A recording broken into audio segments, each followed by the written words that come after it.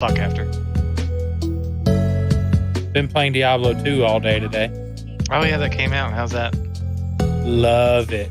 Especially that if you press one key on your keyboard, you press the G key, and it'll show you the retro graphics of what I played 20 years ago. I have to show you that after stream. It's insane. It's like a night and day difference. It's like completely like you sit there and you'll be playing it for a minute in old school graphics. You're like, oh my God, you hit G and you're like, damn. How did I do this 20 years ago? Right. Well, as I explained to my wife and stuff, and most people, kids nowadays are spoiled by graphics. They have no idea what it was like for us younger people, back then playing 16-bit games or 8-bit games. And stuff. Yeah, and that's the thing is Minecraft, this 8-bit game, is such a big thing, and I'm like, dude, that's how we used to play video games. That's why we like this stuff with the new graphics. Yeah, I have actually the texture pack I have in Minecraft is the realistic textures, so it really looks like dirt and stuff. Yeah. I remember playing on my brother's Commodore 64 and playing his games that he had on it. Yep. I had a cousin that had an Atari. Crusaders of the Dark Savant. What a great RPG game. Huh.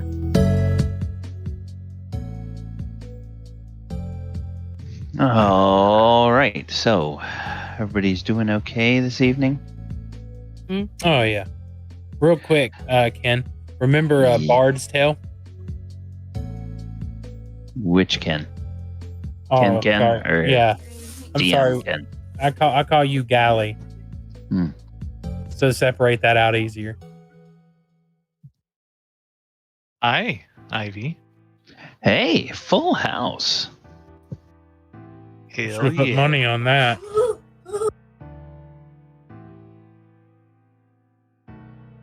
Well, we're waiting on James. But no, what I was saying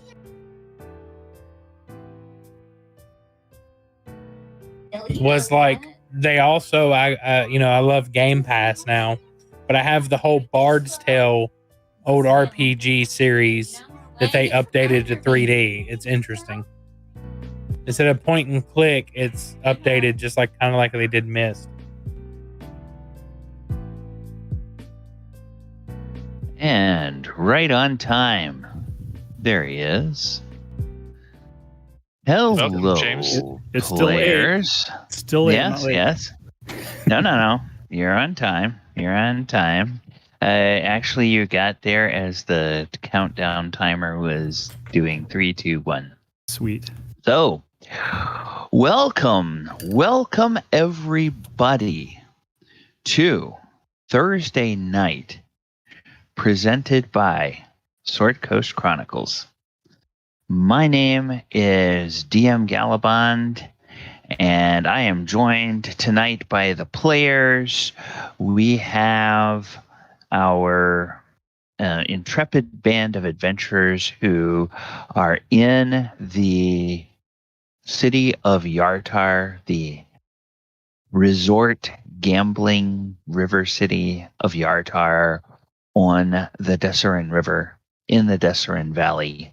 And last time we saw our intrepid band of heroes, they were spending the day going around Yartar and finding out some information about the quarry that they are tracking and where exactly it could be found.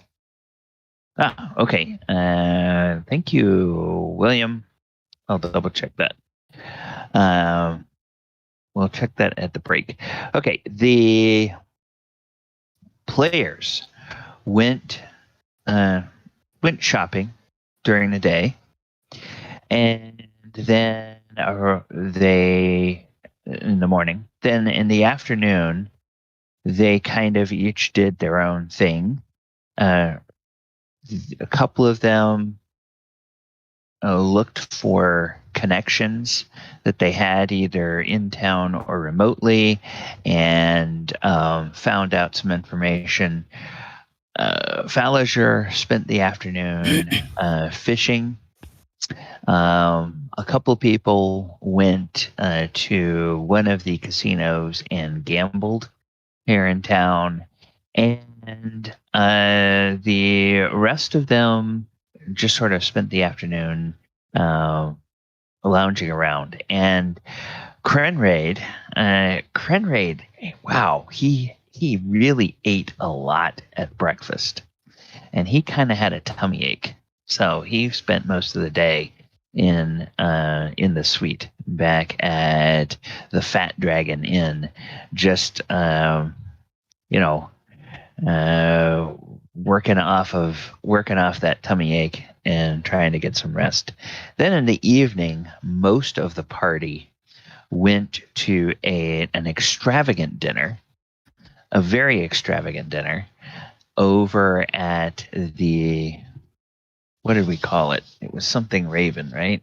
It was not the Ravenous Raven. It was the who remembers? Infamous Raven. The infamous Raven. That's what it was. Went to the infamous Raven casino. Had a really, really first class dinner, or at least they paid a first class price for it. Oh yeah, I paid for it. yeah. The Falazure took the gold out of his pocket, but it was gold that he had taken out of Thaldor's pocket earlier in some gambling they did back at their suite. Oh before they went out for a night on the town. And Mulek had a contact there at the infamous Raven. And during a break in the Bard show, he went and spoke with his contact and got a little bit more information. And so we pick up the action with Mulek has finished that. And then the question to the rest of the party becomes, do you all want to stay around for the rest of the show at the infamous Raven, or do you want to head back to the Fat Dragon and strategize for what your next steps are? Still in dog form. I can't remember. It's been more than 8 hours. Okay. So probably not. And I'm going to say that you stayed at the inn in the evening at the Fat Dragon along with Krenraid and did not go to the casino. Since you weren't here for the second half. When Thaldohr gets back, he's going to tell Krenraid I told you so, but that's besides the point. So Mulek will come out. Mulek will come out from behind the curtains, through the, from that entrance area that he went into, and we'll walk back towards the table where the rest are gathered, and we'll say, I got some information. I don't know if this is the right place to discuss, or if we should head back to our rooms to discuss. Maybe we should head back and see what the rest of the group's up to and see how Krenraid's doing. Yeah, I think that's a good idea. Okay. Last time I remember, the three of us were in our suite or room, right? No, we went to the you are Raven. still at you, Bell, Thaldohr, and Mulek had been at the infamous Raven. You had your dinner, you were watching the Bard, and then at the intermission, Mulek went to have his conversation. Now he's back at your table. And the decision is, before the house lights go back down and the next part of the show starts, do you all want to go back to your inn, or do you want to stay here and take in the rest of the show?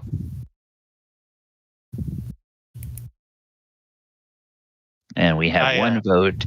We have one vote by Thaldohr for going back and downloading. Yeah, Mulek suggested that would be a good idea as well. Okay, so 2 votes. Falazure turns to Bell and he's, how about you, Bell? You want to watch it or do you want to go back? I'll kind of shrug her shoulders and it's like, one way or another way, I'm still pretty tired. I guess that's everybody. And a lot of walking. Can I roll an insight? Is that a yes or no? It sounds like a, yeah, let's blow this joint and go back. All right. All right, let's go. It was a nice dinner and a show. Yeah. Thanks for coming out with me. Okay, Thanks for buying, Falazure. Do what? Thaldohr says that with a smirk. Thanks for buying dinner, Falazure. Oh, you know it.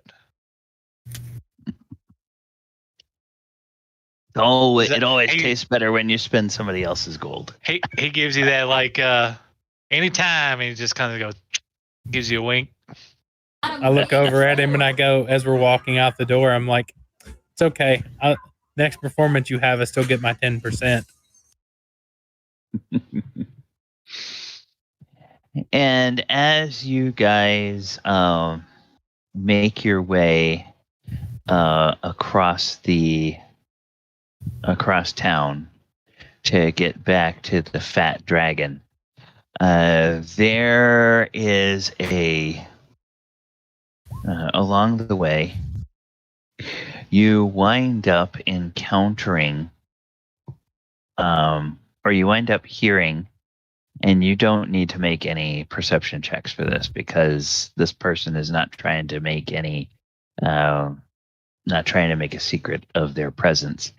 You hear the pattering of feet running behind you on the street, on the dirt street of the town.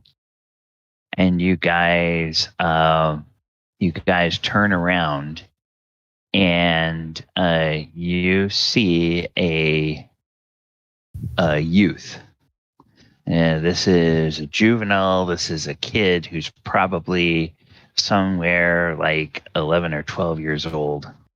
And he is running up towards Falazure. And he says, Hey mister, I caught some fish this afternoon. I went out just before supper and I was down by the river and I caught me 2 trout. Fed my mama and me for dinner. Thank you, mister. Thank you. You're welcome. As he turns and he's like, I'm happy you had as much enjoyment using that fishing pole as I did. And he kind of like reaches down and rubs him in the hair. He's like, oh, go ahead. I bet your mom is real proud. She sure was proud because now she could save some of the money she did from laundry today to instead of having to buy dinner for us. She's able to save it, and now we can have maybe something special at the end of the 10-day. But I'm gonna try fishing again tomorrow. See if I can catch more dinner for us tomorrow. So I thank you, mister. Thank you. Thaldohr leans can down. Can I do a survival check to see what the weather's going to be like tomorrow? Sure. While he's doing that, Finger up in the air and lick it. Thaldohr bends down, reaches into his pouch, pulls out a platinum piece, and says, "Boy, come here real quick. Yeah, mister. This is for you and your mama. And I want you to take this directly to your mama after you're done here. And don't let nobody see you with this." So I take the platinum piece and I stick it in his hand and curl it up in his hand. This is for y'all. And he uncurls his fingers a little bit to look at it, and his eyes go really big. And then he like grabs his other hand over that, and then he looks up at you and he says, "Are you sure, mister?" I'm sure, buddy. You need it more than I do. Thank you, mister. thank you, and thank you for the fishing pole.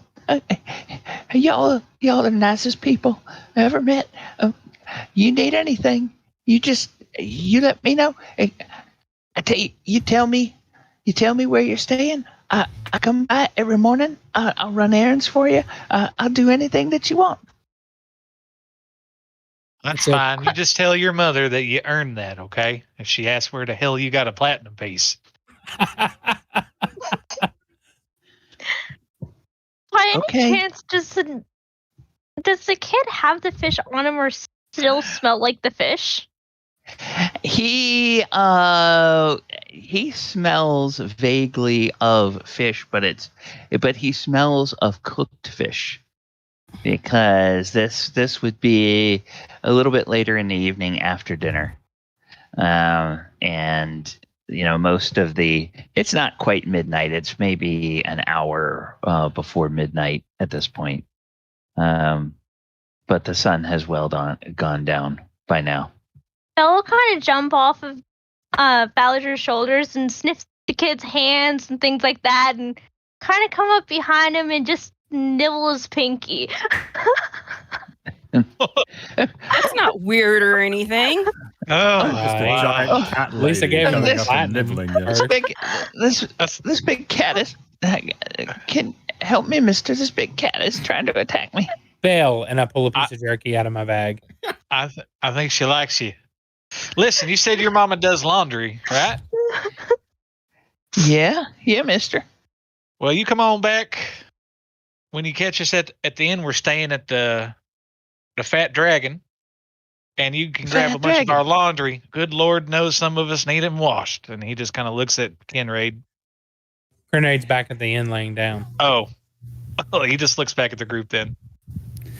And while they're standing there, I was doing something off to the side, and I walk up to the youth and I say, "What's your name?" My name, mister? Yes. Oh. What's your name? I don't think I had a name last time. I hope I didn't have a name, because I'm about to get another one.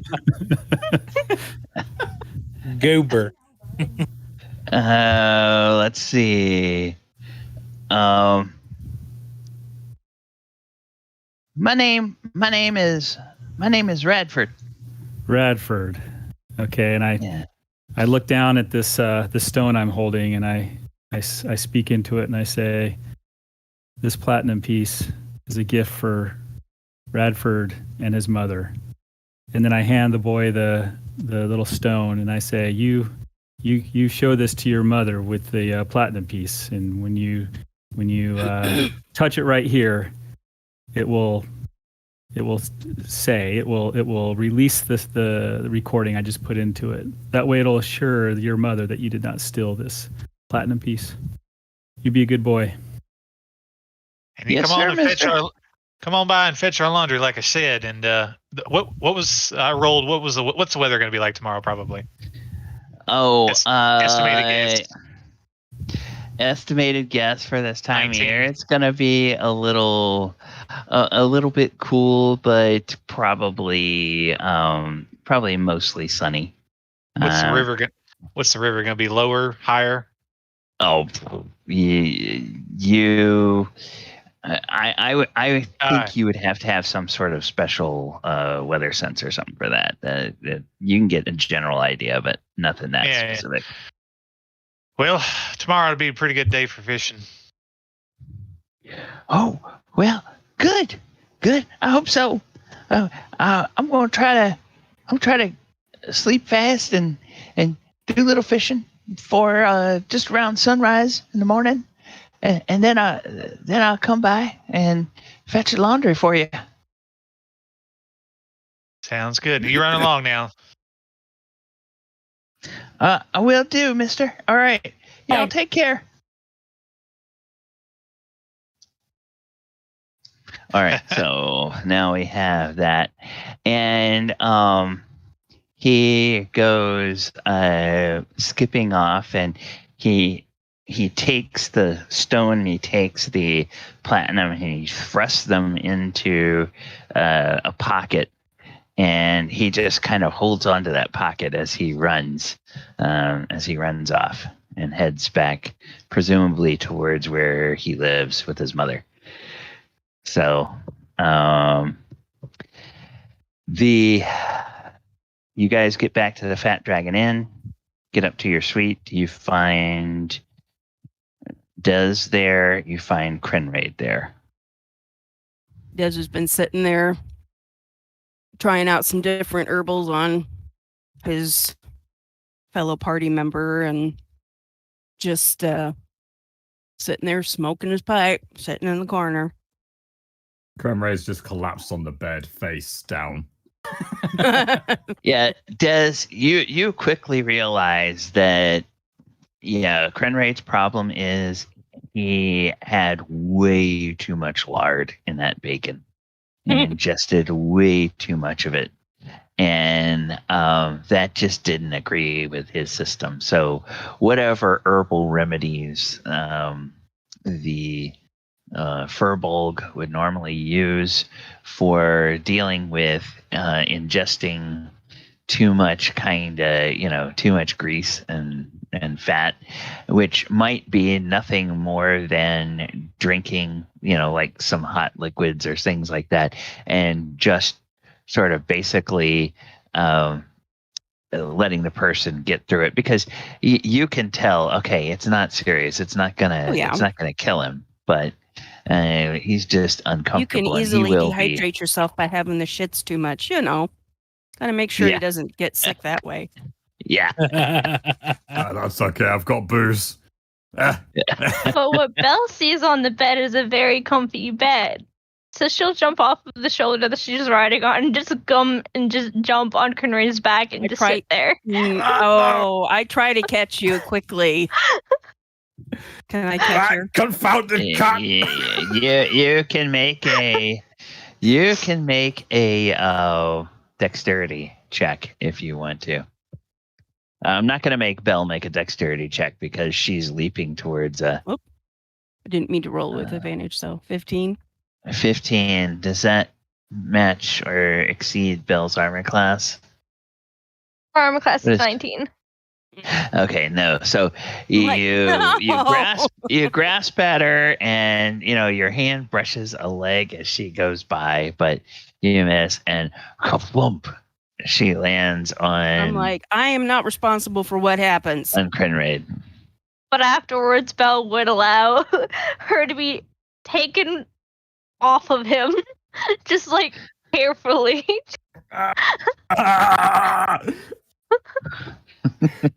Don't spill the beer! No! I need some liquids! She'll kind of whack the head of Krenraid and say, "Hush, you blanket." Blanket! It's too hot. Why are you so hot? Off of Krenraid. I try to reach over and pick her up. I go over and try to help. Get her off of him. She's not resisting, so you guys can easily pick her up. I look at her and go, that could have ended very badly for you. You could have wound up with a face full of something. But he was comfy. Look at him. But there's a bed right over there for you. She'll kind of knead her hands a bit and look over at him. Like, come on, comfy. So maybe pull out the rope. He goes over and dumps her on another bed. Here, comfy.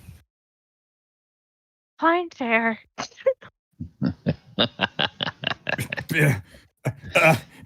I pour Krenraid a nightcap. I pour the whiskey. I take the whiskey out of my around my hip. I take it and I pour it and put it on the. Put it in the beer flask. I'll drink it both at the same time.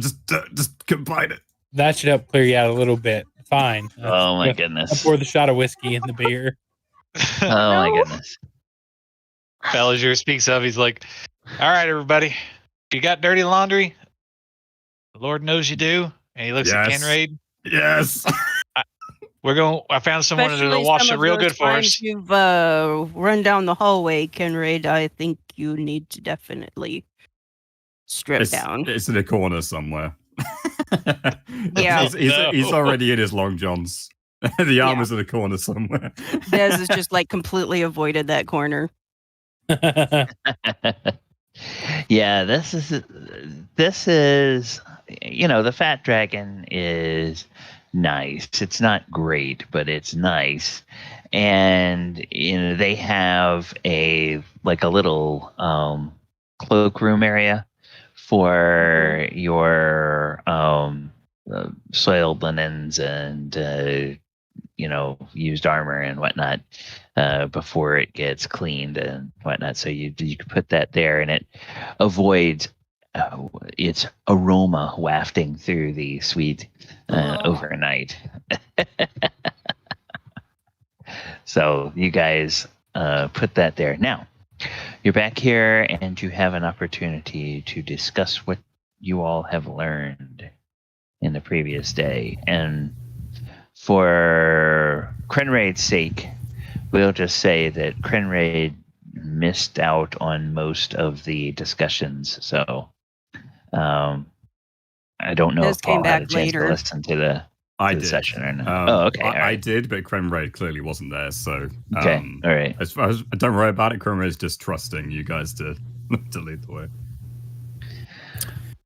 Yeah, so Mulek would wait for others to kind of stop goofing around, and they're going to start listening, and I'll proceed to tell them what I had learned from Lady Wyndvere. And so I'll basically so what I learned was there's this organization called the Kraken Society, and they have they've drawn the attention of the Harpers. And if none of you knew, I used to do work for the Harpers prior to meeting with all of you. But this Kraken Society has drawn the attention of the Harpers and the Lord's Alliance, and this Kraken Society worships an undersea titan, this great undersea monster. And apparently this organization has a ship, and the name of the ship is called the Morkoff. And this ship departed out of the port of Luskin. And the weird thing is they have bribed officials to make it appear that the ship is full, that their holds, that they were transporting some items, but these holds were empty. And they have they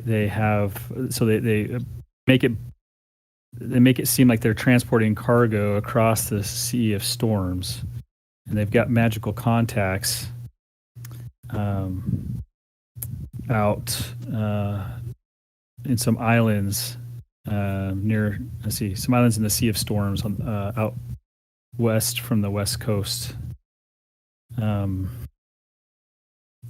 I also learned that about the Golden Goose.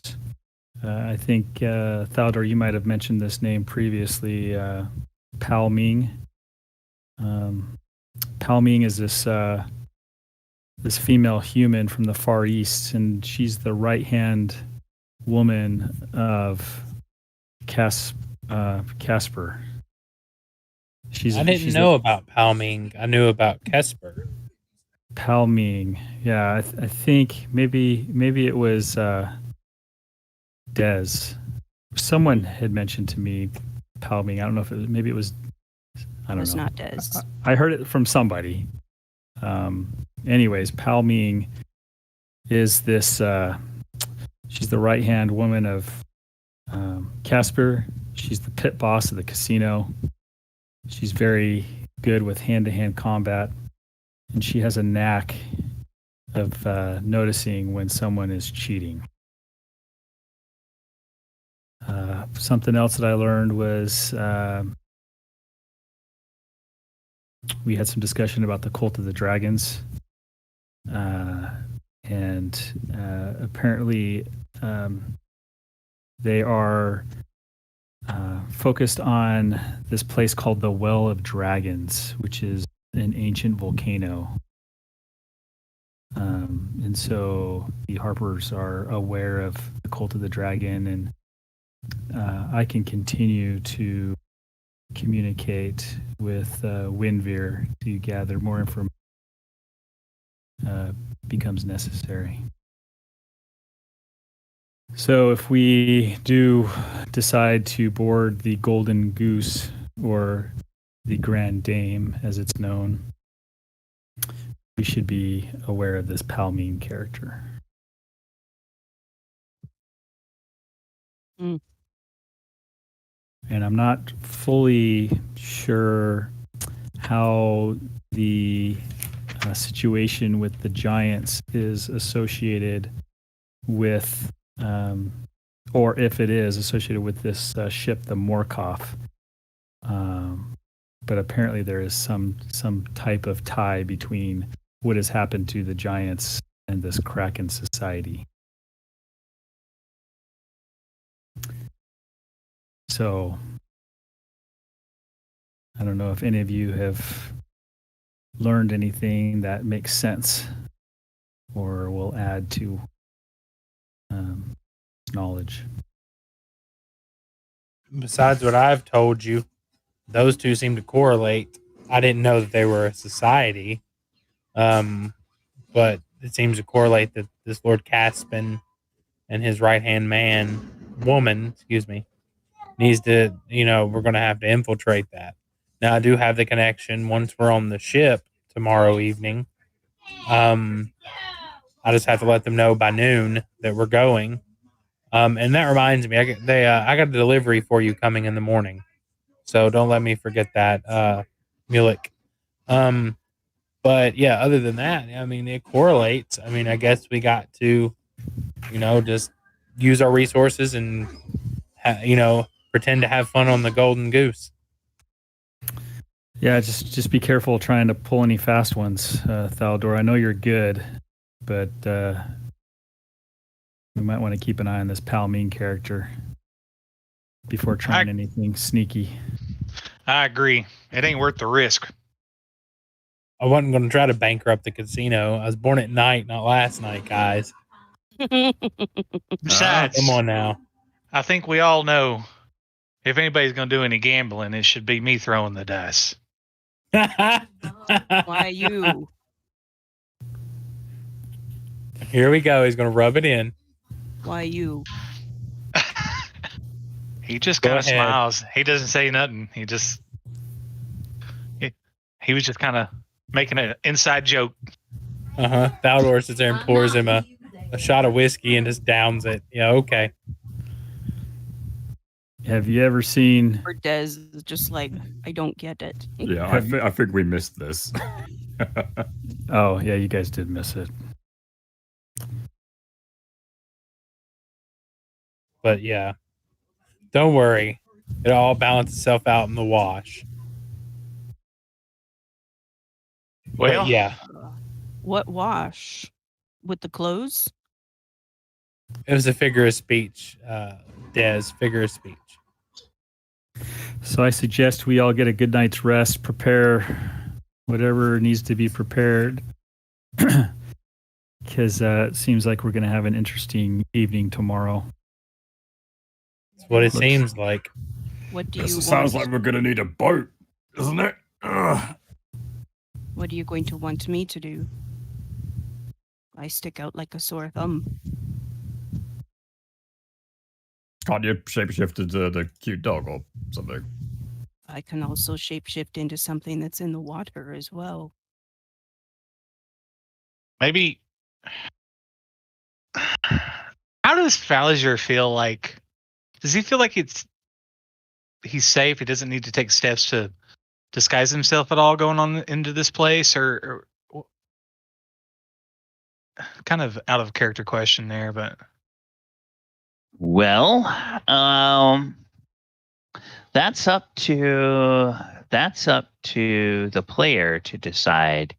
As you all were coming to Yartar,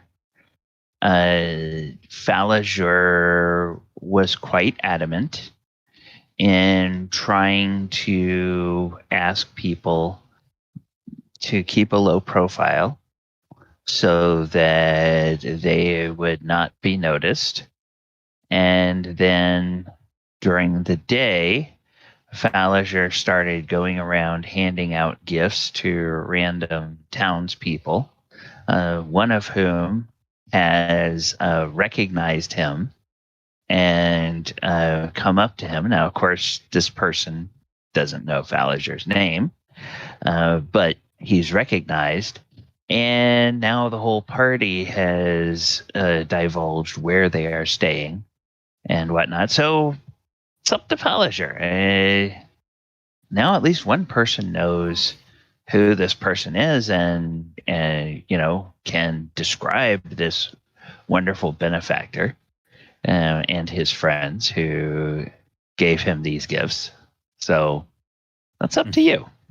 Well, I mean, guys, I think I ought to do a little bit of disguising myself. I could pull the old blind man trick as he looks over at Thaldohr. Yeah, maybe. You got an eye patch in any of those disguise kits? Maybe. I got some other things that we can make you look completely different. All right. Des, if you feel more comfortable in your shapeshift form, you can be my blind seeing dog. What is a blind seeing dog? Is it Well, I can't see, so I can't see, so you're my eyes. You guide me around and take care of me. Make sure it's more of a handicap. Just kind of looks at you for a moment and isn't quite sure, but you get the sense he'll figure it out.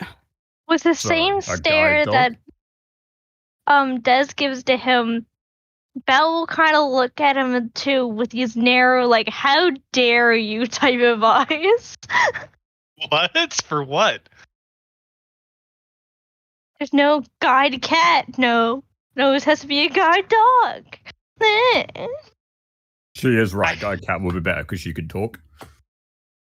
I mean, but wouldn't that look weird with the backseat leading around a blind man? I mean, I don't know. I mean, I'm not racist or anything, but that seems a little awkward.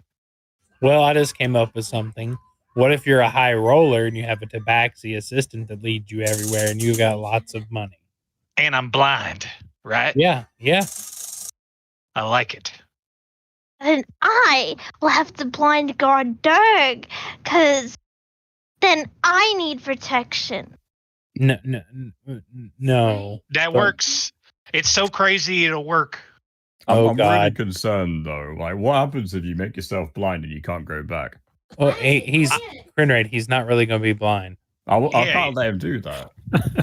I'll be wearing a blindfold with a tiny little slit in the middle so I can see out of it that nobody else would notice unless they were real up close, and I'll have one eye patch on one side. It'll look awesome. Oh, okay. Right, so you don't want the knife then? No. Why knife? She kind of like claws out her claws a bit. Like, come on. Falazure, I done figured this out. I could make you blind, but it's only for a minute. Des just kind of sits there and looks back and forth between the two of you like, I don't get it. So now what am I doing? I mean, you could make you like a guide dog. You could just be, I don't know, you could be my guard dog. I don't know, whatever you want to do, Des. Whatever makes you feel comfortable. I think Ivy's going to be my lovely assistant, and you could just get in on the charade or just do your own thing if you like. Des just kind of sits there and looks at you like, okay. Unless you want to go in there looking like a furbog. I mean, we'll support you either way. Well, why would you support me? I have no idea. So How silly! You're my guard dog. You know what's interesting? I just thought of this. If we're not going to be who we are, aka you're not going to be who you are, Falazure, why not play up that role. Like you have a Fearbold companion as well. You're into the exotics. You know what I'm saying? I don't know if I'm not like with that. Not like that, friend. I mean, I've already got a tabaxi next to me, and then I got a Furbog. I mean, what's my cover story? Oh, I could You're be your accountant. I've got an abacus and everything. Oh no! Hold on, Krenraid. What's 5 plus 2? 1 second. Guess on exactly. So no. As I distract Krenraid. No, think about it. You're the high roller, so you have to be a little eccentric. So you have to put on. Think about it. You've got this entourage because you'll have me and Mulek there with you, but we won't look like me and Mulek. But you'll have this entourage, so you stand out a little bit. We want a little attention. All right. You get what I'm saying? I'm the front man. Got it. Well, yeah, so like always. What happens if something happens along the way and you need to stop the boat or you fall overboard? Des, you're overthinking things. Yes, but with this group, it seems that the worst always happens. And then we always improvise, don't we? Well, I could always scare them by being a big, huge octopus and climb on board. There you go. What? You need a distraction. You guys can tell me. This town has got a weird fascination with octopuses and squids anyway. I've seen them everywhere. All right, we know what we're gonna do. What do you want to do, Des? Are you gonna shapeshift into a dog? Or are you gonna be some kind of like squid hanging on to the bottom of the boat or something weird? I mean, what do you want to do? He just kind of looks at you all like, I do not know you. This is not something I'm familiar with. Okay. Just come as yourself. Right. Yep. Just go as a dog, Dan. Problem solved. Everybody loves a cute dog. I had to bribe the guy at the door of the casino I went to get Des in. Why? Because dogs wasn't allowed. Well, that's why she's my blind seeing dog. And then I have a lovely assistant. That makes sense. I am not. And an accountant. Now, how do you feel about collars and leashes? Des just kind of looks at you just blankly. It's purely for show. I won't yank on it hard or anything. Or I do not know. I will have to think about this. Okay. Well, you sleep on it, and then what's everybody else going to be doing? Accountant. My entourage. Paul, Krenraid is my bodyguard, and so is you know it, buddy. And then Thaldohr is my agent or manager or something. I don't know. He'll make something up in the spot. And then Mulek is he's also security. Wait, hold on. Isn't he already your manager? Aren't we doing disguises so we're not what we are? I'm okay. She's his assistant. I'm his money handler. He's my accountant. Yeah, I love it. I wouldn't say accountant, but I'm his money handler. All right, you might need the abacus then. Hold on. There you go. All right, great. I don't want to spend all night talking about this. Let's get some sleep. And he goes off to get washed up. I'm gonna go deal with the whole clothing situation. You guys get to bed. Oh yeah, if you could just here. And he rocks over to the desk and he pulls a pen and quill and he starts writing a little note. Here, put all that into that wicker basket over there and put this note in it. And I'm sure a nice young man's going to come by and get this and with his mom, and they're going to do our laundry for us. We thought we'd help the local economy just a little bit and give a kid and his mom a step up. Yeah, I might have been a little counterproductive in keeping a low profile now that I think about it. But we did touch the lives of... Did you? No. Okay, just checking. But we did touch the lives of somebody. What? I might have fed the poor and gave them some gold and gave this kid a fishing pole, and it's a bit of a long story, but Ha- all in all, How about you not go as a blind person, but this high roller you speak of with a tabaxi who is all dressed up in slinky outfits? because if we want to do some gambling, I can pretend to be blind and nobody suspects a blind person. But isn't that cheating? And that person is very good at picking out I'm people who are cheating. No, he's playing I'm fair. appalled that you think I would cheat with dice. No, I'm gonna let Lady Luck roll as she may, but I'm still gonna pretend to be blind. That ain't cheating. I don't understand why you have to pretend to be blind. I think he's trying to blend in, right? Falazure, He's well known. He wants to be someone else completely different, and his mind thinks, "Oh, I know, I'll be blind." And then he's completely not himself. He's completely somebody else, and we're all good to go. I believe. Trust me, tomorrow when I do up Falazure's face, you won't recognize him anymore. Okay. all right, but don't make me too unhandsome. I'm not gonna make you ugly. I'm just gonna make it where nobody will recognize that you're Falazure. Okay. All right, sounds good. And then I'll take care of me and Mulek as well. He's really good at the whole arts and crafts. Pretty much. You're gonna like it, Des. Trust me. Just get with the program. I think the program is stupid. And Falazure gets in bed and goes to sleep after he's cleaned up. I'm sticking by the bar for the next 3 hours to make up for the fact that I've probably been in bed all day, and then I'll join the rest. Okay. Anybody else want to do anything before turning in for the evening? Yeah, Mulek first, when he gets to his room, he's going to reach into his bag of holding because he's been curious about something. And he's going to retrieve Piddlwick. And he's going to place Piddlwick on the floor and see if Piddlwick opens his eyes or activates. Yeah, you take Piddlwick out of the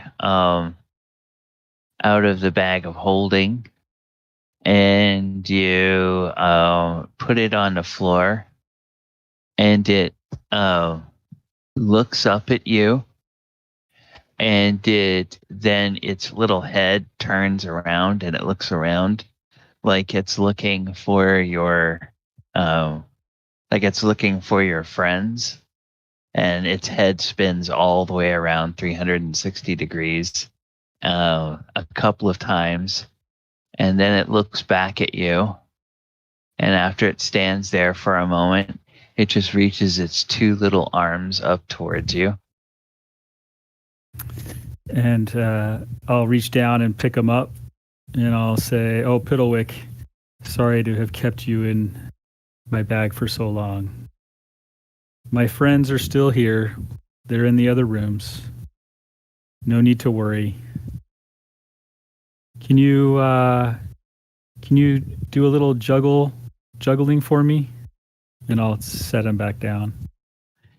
And you set him down, and he reaches into a little pouch, and he pulls out his little juggling fuzzballs, and he starts to juggle them, and then he kind of dances a little bit, and his little wooden feet go patter patter on the carpet and whatnot. And I'll give a little clap and smile. Say, "Piddlwick, you cheered me up. Thank you." And then he stops juggling, and he takes the little balls and he puts them back in his pouch, and then he walks over toward where you are. Where are you during all of this? What are you doing? I'm just sitting on there. I'm just sitting on the edge of the bed in the room. Okay.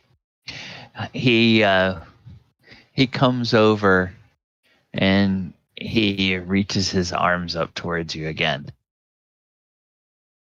And I'll lift him up. Okay. And then he seems to kind of want to sit there beside you on the bed. Piddlwick, I've got to do some studying now, but I just wanted to make sure you were okay, and I wanted to let you know that I still think of you, and hopefully we can play again soon. And I will gently put him back into the bag of holding. As you go to try to put him back in the bag of holding, he starts squirming and he starts resisting. Do you want to visit a little longer, Piddlwick?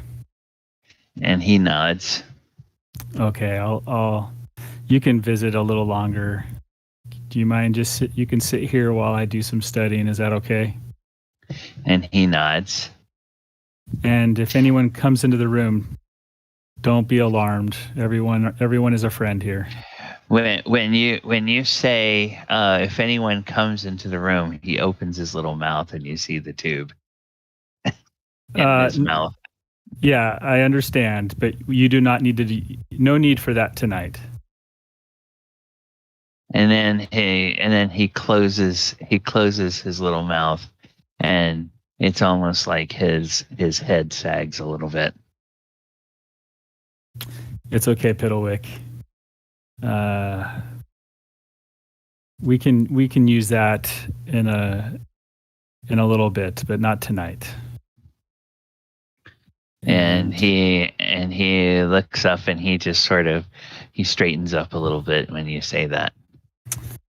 And I will spend the next 2 hours studying over one of my scrolls before trying to get Piddlwick back into the bag of holding again.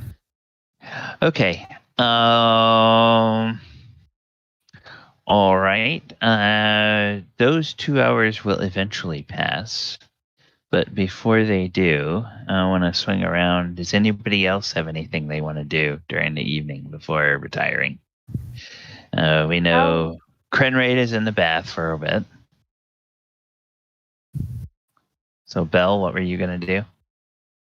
I would want to go try and keep our eye out to see how the laundry how the laundry thing works.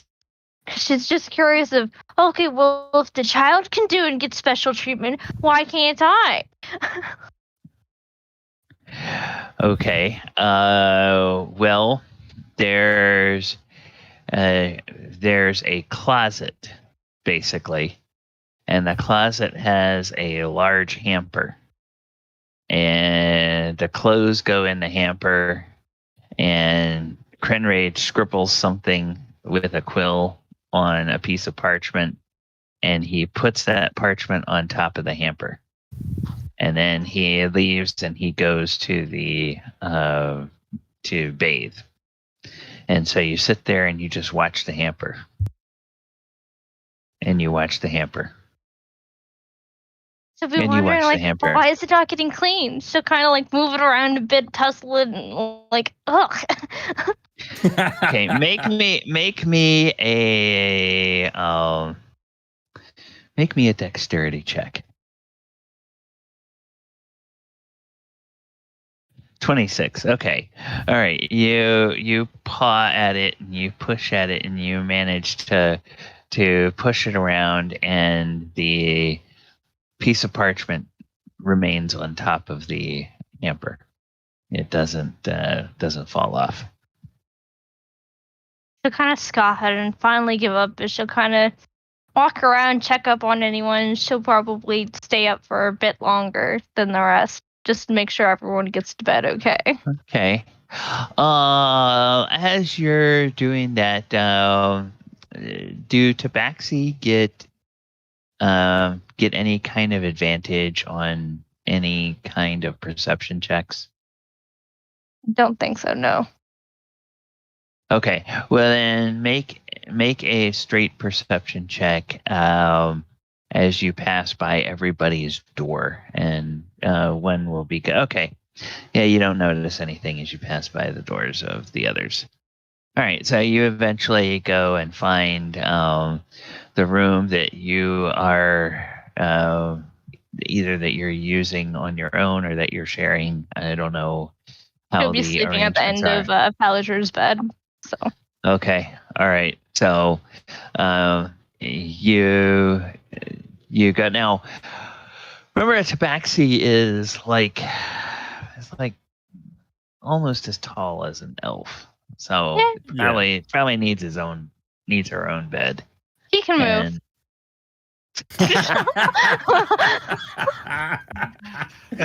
Falazure's used to it at this point. He's just kind of like scoots over. All right. So, all right. So you go in there and you pretty soon lights are out. Fall asleep. All right. So Thaldohr, are you doing anything, or are you just turning in? I'll write down a letter to the Thieves Guild saying that we'll be boarding the ship tomorrow or this evening coming up. We'll be boarding the ship, and thank you for the delivery because I know it's supposed to be delivered tomorrow. So I guess when they bring it to me, it's when I give them the note, letting them know that we're going on the ship that evening. Other than that, then I drink me one more nightcap and I go to bed. Okay. And Dez, is Dez doing anything in particular? Is the phase of the moon tonight? Phase of the moon. Phase of the moon.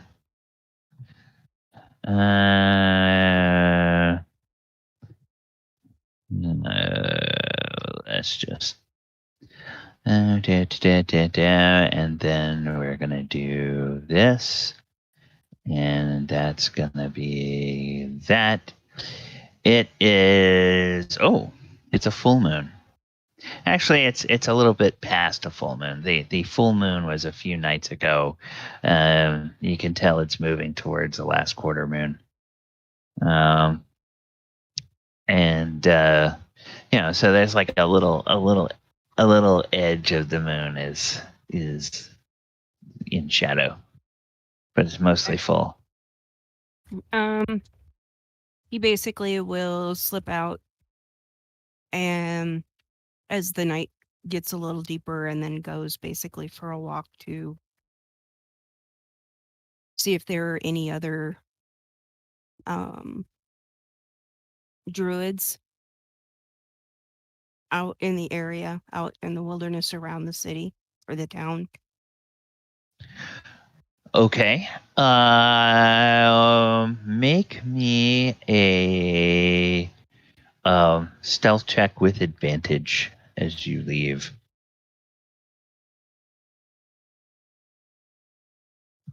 Oh, 15. Okay. I think everybody else is either deep in thought or turned in or otherwise occupied. So I don't. Yeah. So I don't think that a 15 is going to trigger anybody who's in the condition that they're in. So yeah, I'm going to say trying to be sneaky, because it's when you're sneaky that you screw up. You know? Yeah, but you managed to get out of the suite without anybody asking you where you're going, unless you would want to tell people where you're going before you leave. Nope. Okay. All right. So you managed to get out without arousing, any notice from anyone. Mm-hmm. And you head down the stairs and out of the inn. And by this time, you guys have been back at the inn for an hour or two, and it's past midnight. And so do you go, I presume you head away from the river as opposed to toward the river? Trying to get as far away from civilization as possible. Okay, so you will head kind of to the east. There's a main east-west road that leads out of town. Would you want to stay north of that road or south of that road as you go? Which direction is the most dense of wood? East? Which direction is the most dense of the wood? Okay, so let me take a look here and see. Oh, yeah, that's right. They did this stupid thing. Okay, so you guys are here in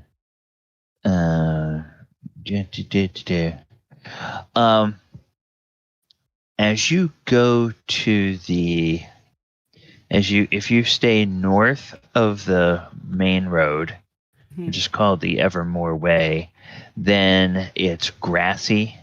If you go to the south, then you're moving into the Desserin Hills themselves. Okay. Are they wooded or are they just plains like? They're kind of rolling hills. There's not a whole lot of forest. There's, little grove of trees here and there.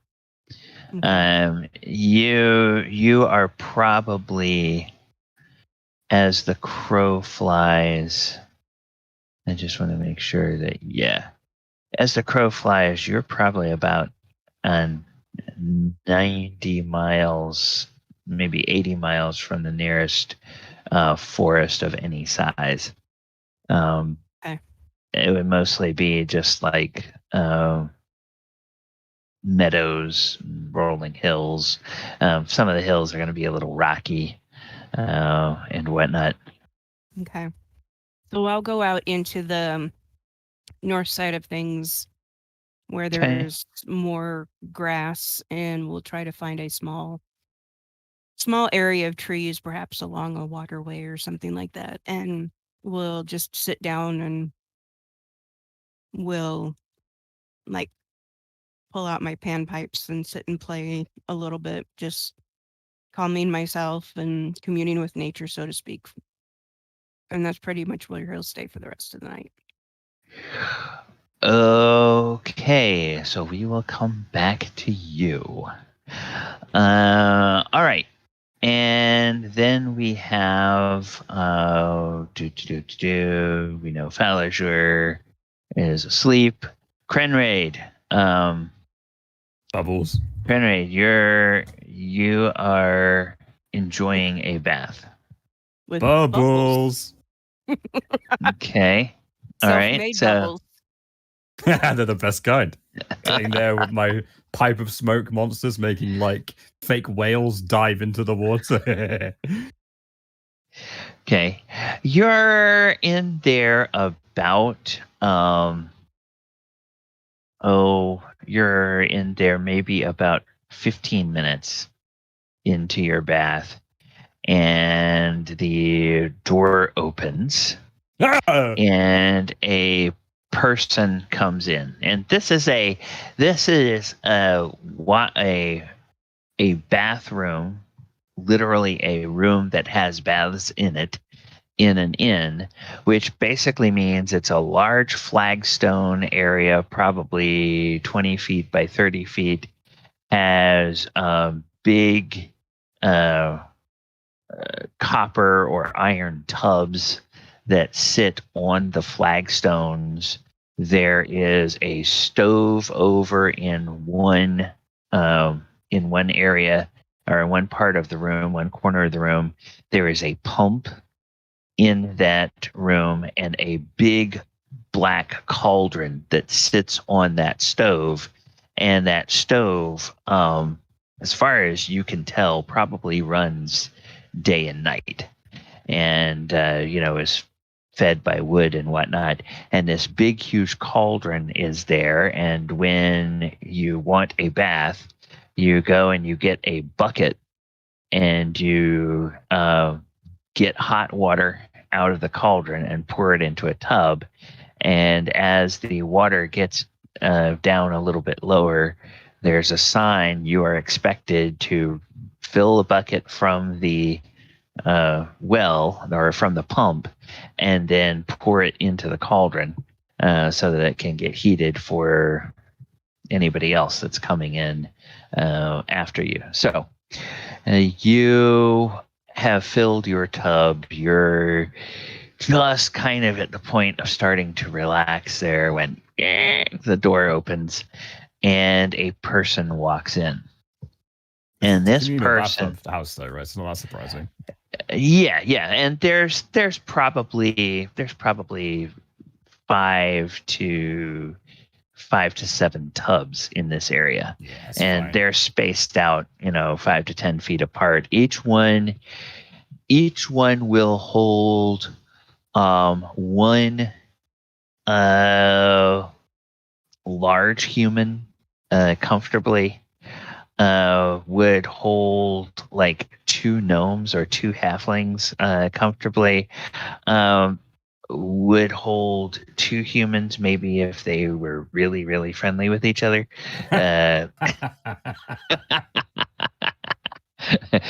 But there better not be any of that going on in here.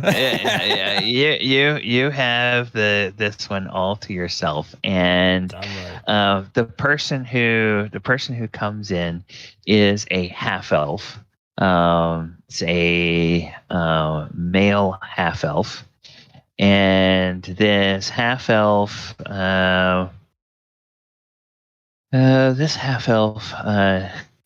comes in and says, I just thought it would be nice to have a bath before bed, and goes over and fills up or grabs a bucket. And this cauldron is huge. This cauldron is probably like a 300 or 400 gallon cauldron. It's like 3 or 4 that's sitting on this. Yeah. And so the guy gets the bucket and he dumps the water into the tub. He chooses a tub that's, like about 15, 20 feet away from you. And he pours the water in there. And then after he gets it filled up to the level that he wants, he dips a finger into it, and it seems like it's a little bit hot for him. So then he takes a bucket and goes over to the pump, and he pumps like half a bucket of water from the pump. And he goes over and he dumps that into the tub. And then he tests it with his finger again. Okay, that's better. And so then he quickly strips down and jumps in or steps into the tub. And there's, a scrub brush and some soap, or there's scrub brushes and some soap over on one side. So he's gotten himself a brush and some soap, and he starts soaping up, and he's just sort of concentrating on getting cleaned and whatnot. And he just seems to be focused on doing that. Would you try to strike up a conversation with him, or would you just sort of enjoy your own bath? I think at this point I'm probably going to be just having a look at him. Is he all right? Is he not? And then, I don't really care. And then just go back to playing in the bubbles, making smoke monsters come out of the water like Kraken, and then pretending my fingers are like a boat, and going, and just basically playing in the thing. Okay. With smoke monsters. You do that for a few minutes, and then you notice that the sound of the scrubbing and the sloshing from the other tub has stopped.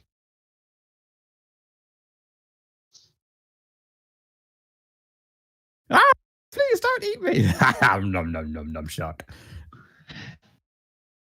And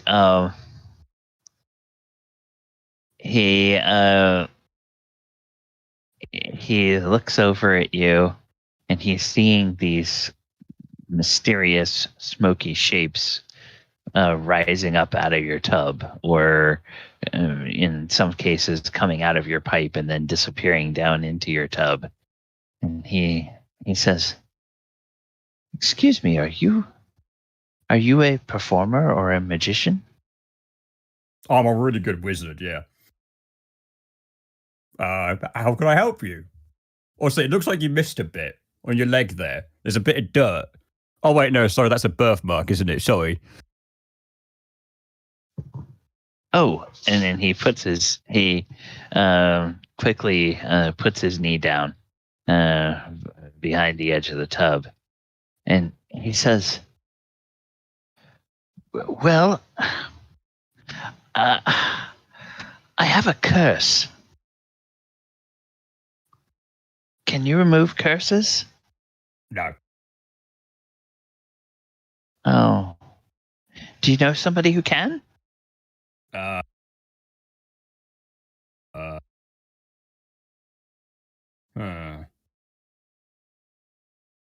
You know, I don't know if he could remove curses, but I do know this guy, right? He's an incredible wizard. Like, if I'm a great wizard, and I really am, I could do all sorts of things with this little ring here.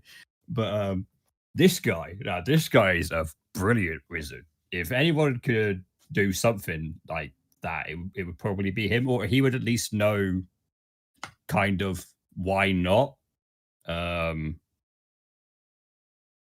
What kind of curse is it? You look perfectly fine to me. Well, that's just the thing. I'm fine now, but a few nights ago, I had to go out of town. I had to get far, far away from town. Well, you're still something. No, it's the curse. If I stay in town on the night when the moon is full, well, I'm afraid that my wife and my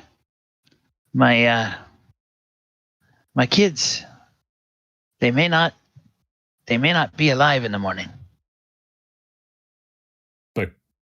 Because they would have had a heart attack? Or... No. Because of the curse. And he looks at you curiously like, if you're some wizard, you should be able to figure this out. So the curse, like, kills your wife and your kids, but only if on a full moon and if you're there. Like, what if you're not there? No. Because on the night of the full moon, I become a monster. Are you sure you just haven't drunken too much? I become a bit rowdy when I drink too much.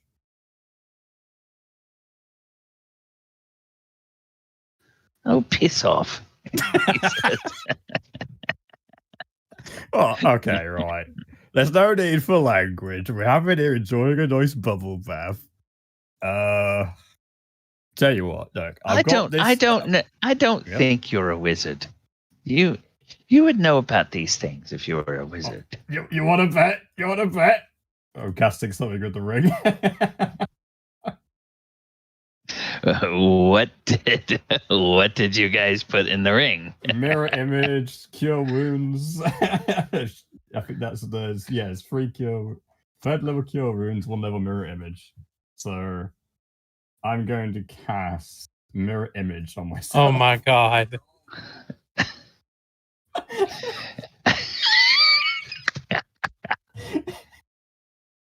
Okay. So suddenly, okay, is this in this edition? Do you have to roll, or is it just a static number? It just happens. Well, yeah. Three duplicates. Okay, yeah, three duplicates. Okay, yeah, because in some editions it's like 1d4 plus 1 duplicates. All right, so you say hocus pocus, and whoa, there are 3 naked Krenraid good God. that appear around the around the bath, and the half elf goes, Hi.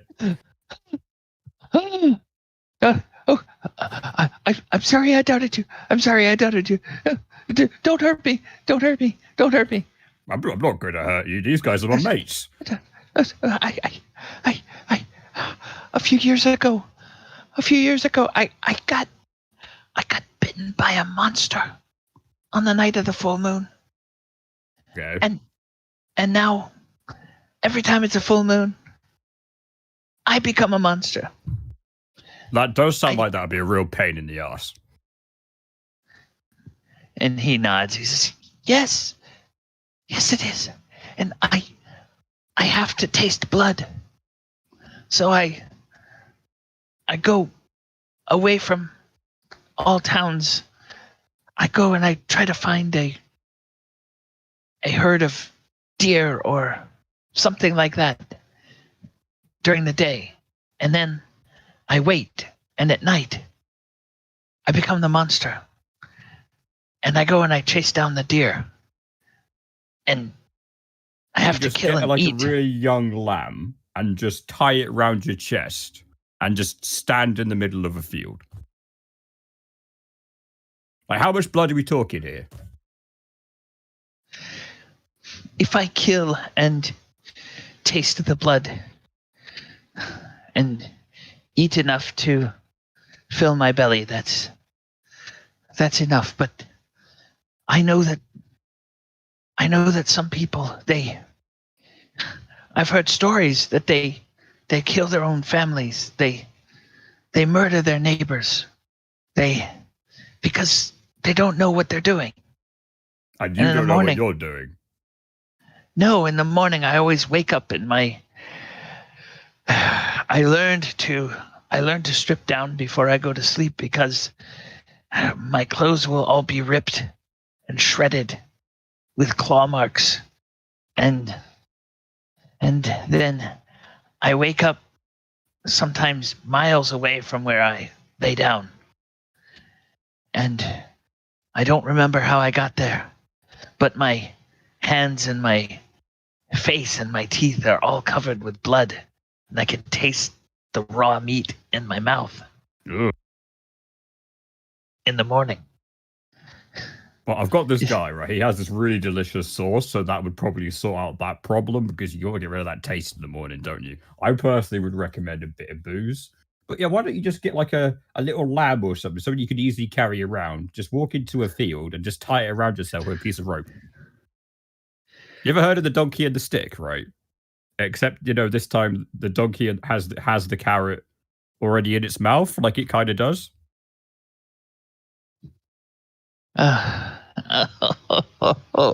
You're not helping. You're not helping. You're not helping. I'm giving you some fine, intelligent suggestions here, mate. Don't worry about it. But I do have a friend who might be able to help. Please. What should I do? Is your friend here? Yeah, he's asleep. In the inn? Oh, you're staying in the inn. He'll be here tomorrow. Yeah. Like, if you come really early in the morning, right, when I wake up, when we have our little communal breakfast, because we do like to sit down and eat together, it's a bit more, comfortable and companionship and whatnot. Gets a bit lonely on the road if you don't have good friends, wouldn't you agree? Anyway, when we have a sit down for breakfast, I'll mention you. What's your name? My name is Meryl. Meryl. Okay, where do you live, Yeah. Meryl? In here? No. I live down Red Larch Way. I had to. You don't know what it's done to my wife. I think she believes there's another woman, but there's not. There's not, I swear it. I mean, how do you know there's not another woman? There might be another werewoman. No, there wouldn't be. No, that's not possible. No. No, there can't be. All right. Well, it sounds like we need to get you sorted lickety split here, Merrill. I can't promise anything, but I will mention you at breakfast. We have kind of got a tight schedule, but I don't see why two excellent wizards such as me and my friend couldn't just talk it over and have an idea or two. Failing all else, we go over the lab strategy, yeah? I'll think about it. I'll think about be it. here in the morning so I can introduce you, yeah? Okay. I'll find you. I don't think there's many dwarves staying here. I should not be as able beautiful to find as this one, and him and his duplicate images will kind of do like the Hercules pose. Yeah. He says, "All right. I'm getting dizzy. Can you make those go away, please?" Oh yeah. Sorry, it gets a bit. I know it's a bit bad staring at so much Adonis blood. Hold on, they can get rid of it. I think you can. You can use your action to dismiss them. So yeah, you can dismiss it. Yeah, it will. Okay. They only last All a minute anyway, so. Yeah. Okay, so probably about the time he was getting frazzled by these, they would be about ready to go away anyway. So he will quickly finish his bath, get dressed, and then he says, after he gets dressed, he goes to the door. He turns back. He says, "Thank you, Magister, your mageness. My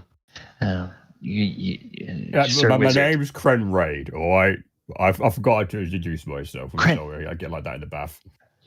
Oh, the illustrious Krenraid. Yes. Okay. Thank you." He goes out of the room, or out of the bathing room. Merrill of Red Lodge Ray, Merrill of Red Lodge Ray, Merrill of Red Lodge Ray, Merrill of... Okay, I'll remember it now. Back to the bubbles. Yes, and if the player needs a reminder, it is in the NPC channel. So that's all right. I just got to make sure Krenraid remembers. Yeah. All right, so let's go back and check in on you guys. I didn't think we were going to spend half the night doing this.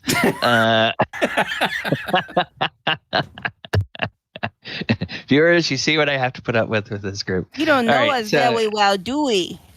All right, Mulek, you are studying. Make a after about half an hour, make a perception check with disadvantage because you're very focused on your. Oh, okay. You hear a soft clump on the floor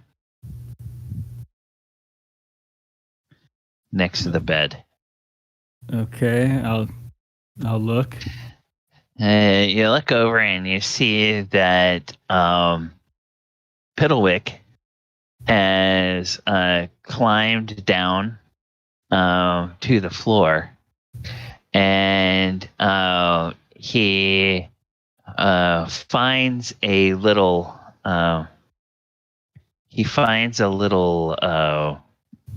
dowel that is like used for hanging clothes and something like that.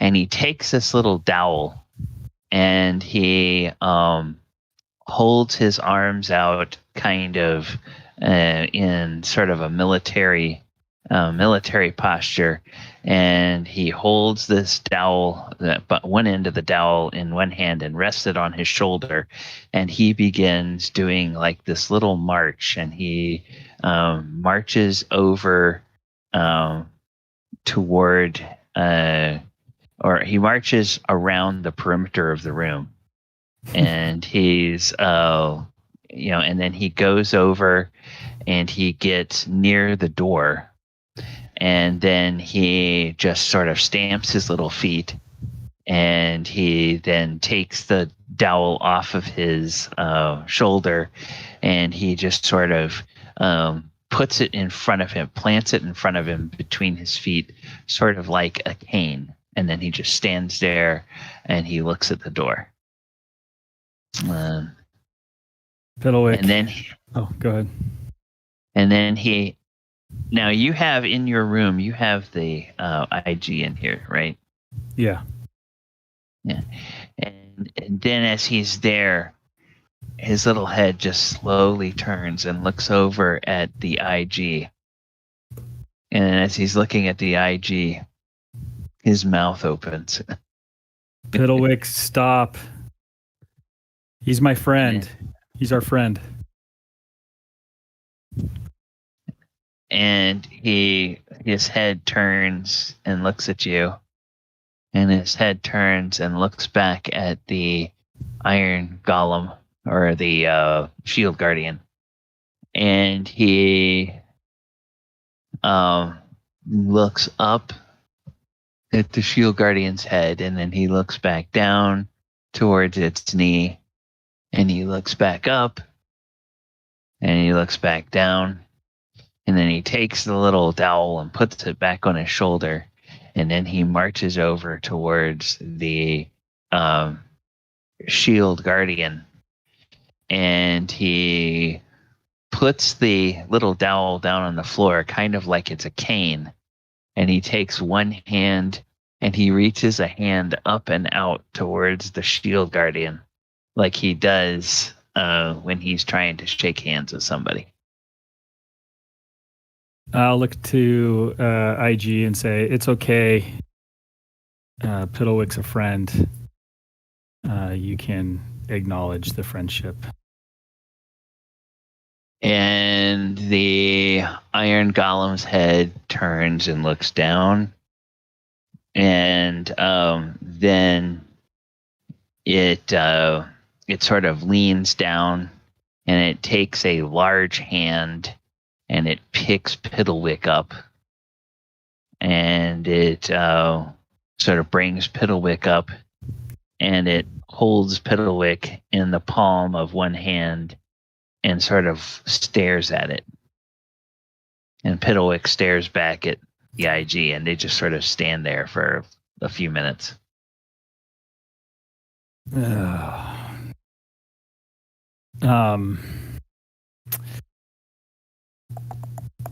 right. I will look to Piddlwick and tell Piddlwick, I need to finish my studies here. You just keep watch with IG, okay? And his head turns around and he looks at you and he nods, and he looks back to the Shield Guardian, and the Shield Guardian looks over at you, and the Shield Guardian nods. And then the Shield Guardian sort of takes Piddlwick and puts Piddlwick up on his right shoulder and sort of sits him there. And Piddlwick takes his left arm and puts his left arm around the Shield Guardian's neck and holds his little dowel in his right hand. And he then sits there, and the two of them just sit motionless then. So what I want to do is just finish my studies, and then I'm going to bring Casper. I'm going to use an action to bring Casper into the room. Piddlwick, you remember Casper? Casper, you remember Piddlwick? And Piddlwick nods. And Casper acknowledges, yeah, that's familiar.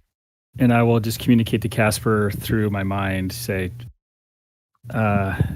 alert me if Piddlwick does anything dangerous, or if it looks like he's trying to sneak out or make an attempt on me. And then I will go to sleep. Okay. And Casper will go over to one edge of the room and find like a curtain rod and sort of perch up there on the curtain rod, and where he can just sort of look in the direction of IG and Piddlwick, and those big eyes just blink slowly a couple of times. And then Mulek goes ahead and falls to sleep. And then we'll go back out to find Dez. Yes. All right. So, Dez. You decided you wanted to go out into the wilderness, and you want to start making noise out in the wilderness. Okay. So, well, yes, you're making noise. Oh, God. Okay. All right. Well, now, let's see. I need the source. I need the source. Where's it? Okay.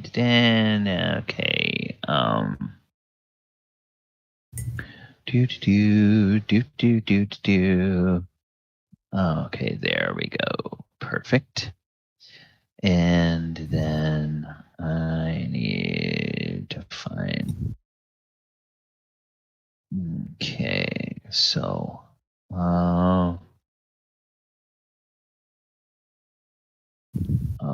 Where are we? Aha. There we go. All right.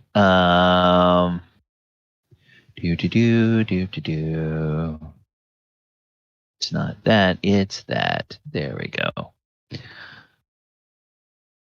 right, you are really.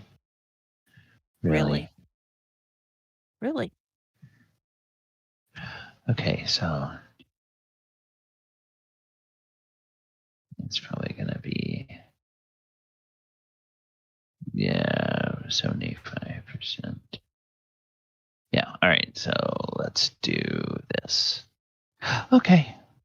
That's good.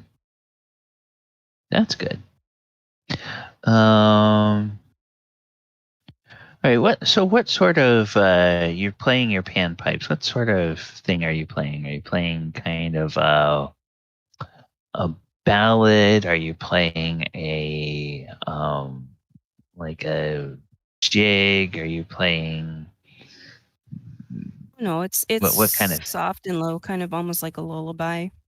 Oh, okay. Just All right. something very quiet and soothing. Okay.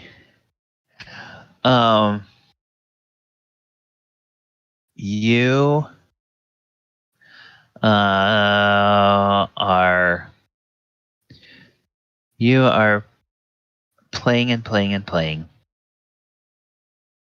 and make me a perception check. It's just a normal. All right. And what you have a passive of 18. Okay. Mm-hmm.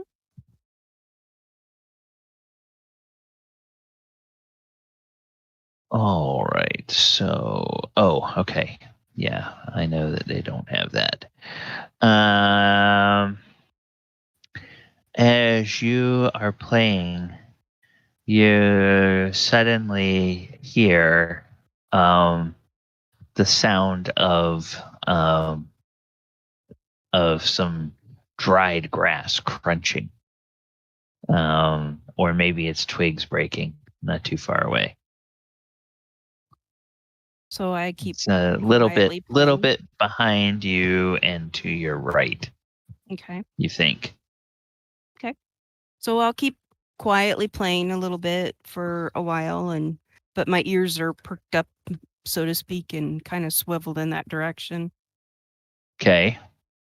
About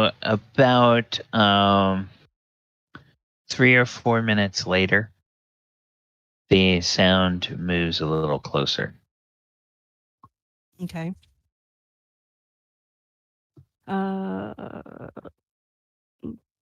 Again, just kind of change melody, just kind of keep it going. I'm trying to listen and perceive. Am I hearing multiple footsteps or like one step at a time kind of thing, or like a human, or softer like an animal, or you're hearing like a slow advance of gradual one at a time steps, and it's kind of a tentative, like it's something that's probably curious more so than stalking. Okay. I'll finish up the song and then I will put the pipes down a little bit and I'll just say, "You can come closer. I will not hurt you." Okay. He doesn't turn to look. He just says that out loud. And when you speak, there's a pause. And then the steps move forward more deliberately. And these are steps, and then walking sort of into your field of vision about 20 feet away from you on your right, coming from behind you, is an enormous elk. Ooh. It is in fact a giant elk. Okay. This giant elk stands about 15 feet tall at the shoulder. Okay. And its antlers are a good 10 feet across. And it seems to be just like its standard cousins, except larger. Yeah. But it looks at you with kind of an intelligence that's a bit disconcerting from an animal in its eyes. Not a threatening intelligence, but just like it seems a little smarter than Average. your average. Yeah, than your average animal. Okay. So, excuse me. I will. I'm so sorry. I will get up and slowly, very slowly, not to spook it, turn towards it and give it a slight bow, and say, "To the king of these lands, I bring you greetings." And it kind of bows its head in your direction. And I want to cast Speak with Animals. Okay. Hang on just a sec. Knew I had it. Mm-hmm. Let's see what. There it is. Okay.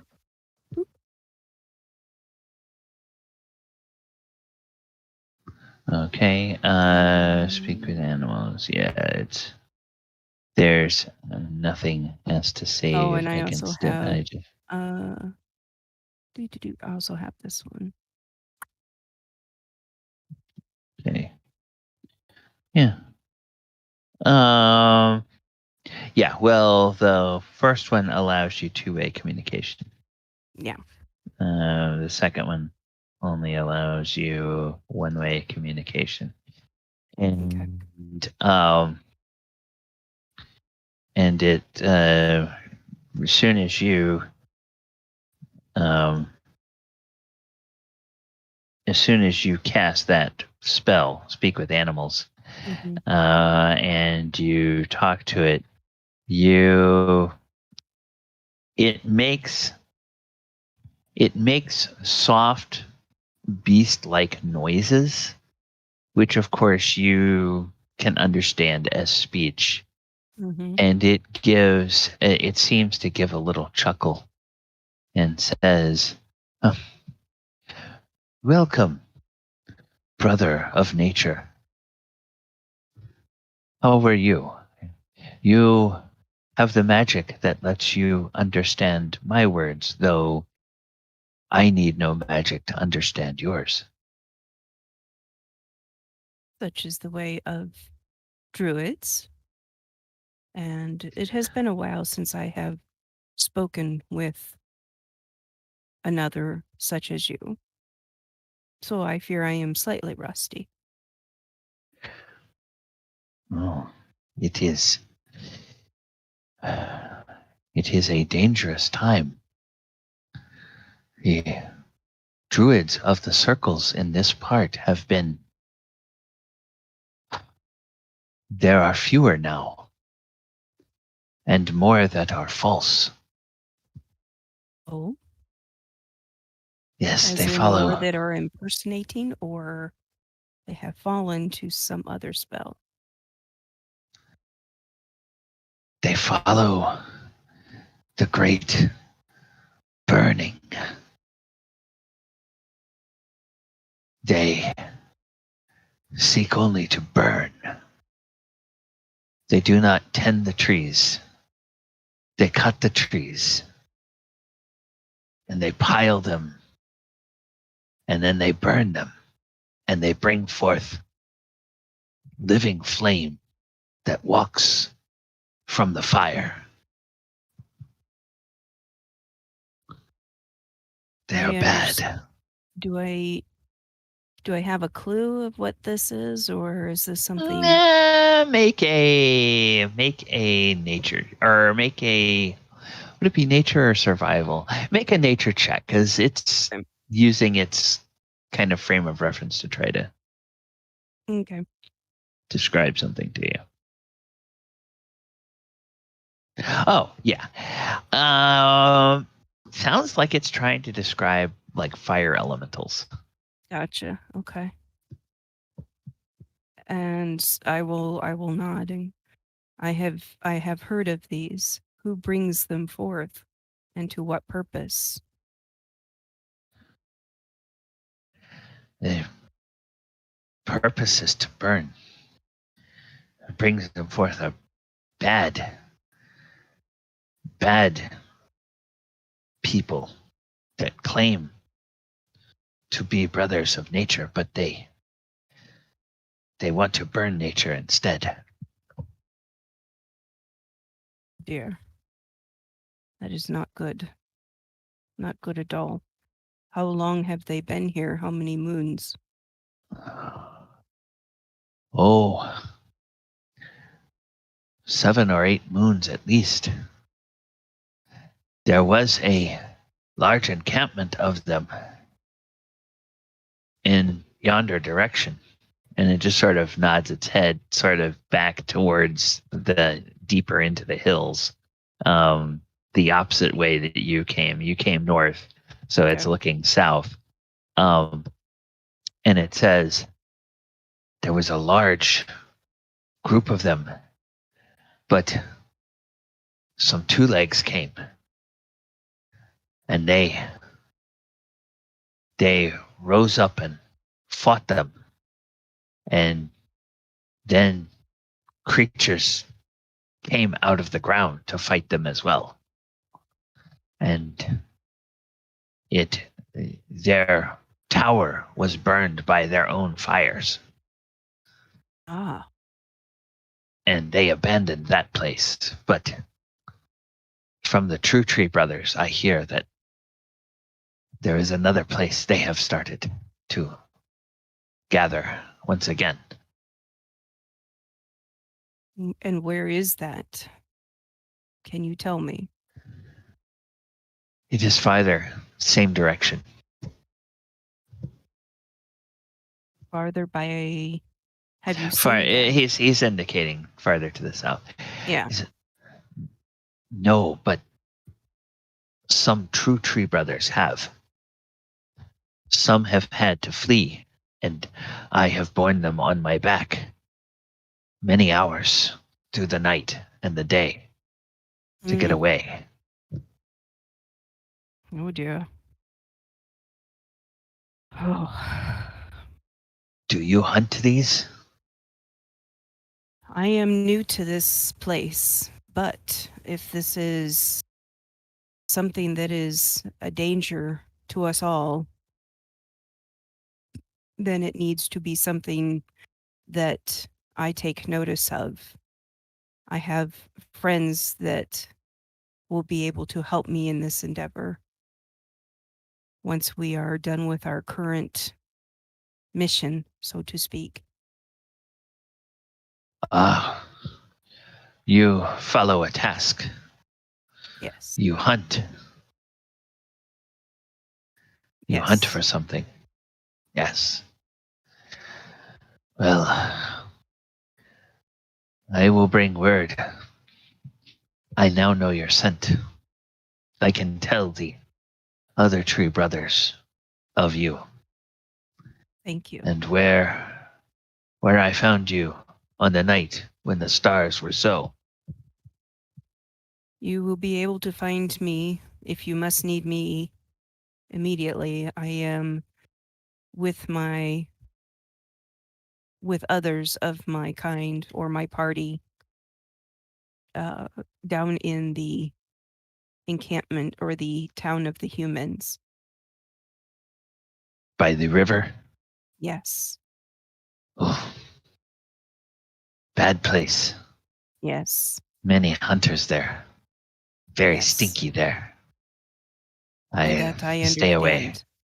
Yes. I would highly suggest staying away. It is all I can do not to feel ill myself. However, if you need of me, I will be there, and I will come. Once we are done there, I will ask of my companions if they would be willing to assist me in tracking these people that burn down. And we can maybe go forth and try to find and help by removing them from this land. And it nods and it says, the tree brothers who call themselves Circle of the Grassy Hills, they are the closest of your kin. You two legs who talk with us. They would be a strong herd to help in fighting against the false tree brothers.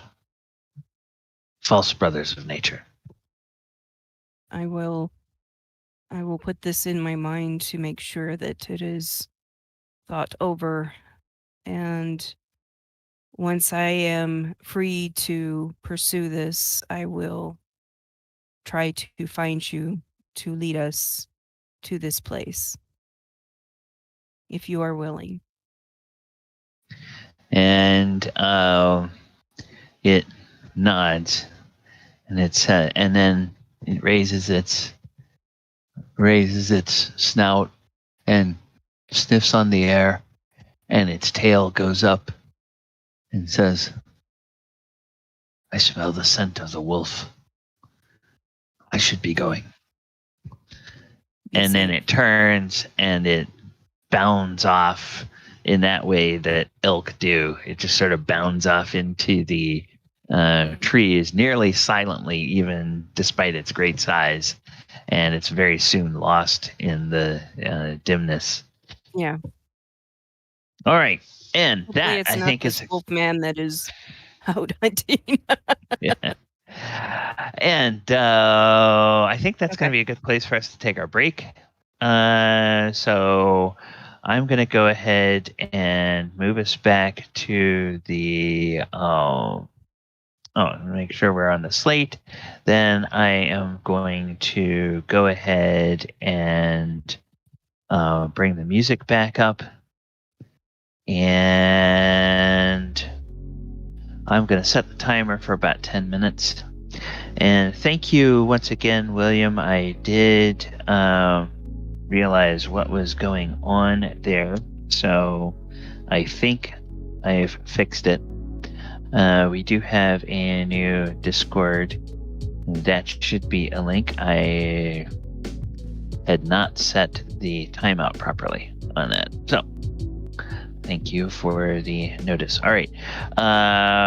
When the timer goes up, I'll be back in players. You know, you can either stay here in this channel if you want to chat on stream, or you can go to the off-stream channel if you want to chat there. And I will be back in a few minutes after I grab something to drink.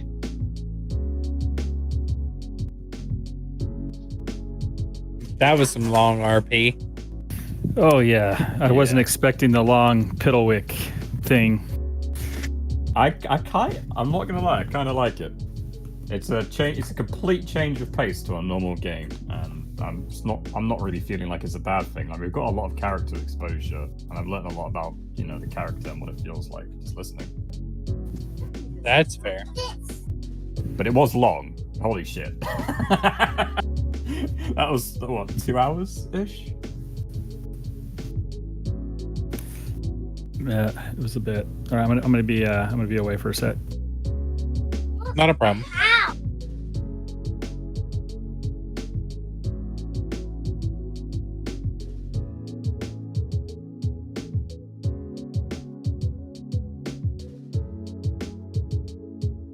If this is the direction this session is taking, then you guys are gonna have some really weird dreams.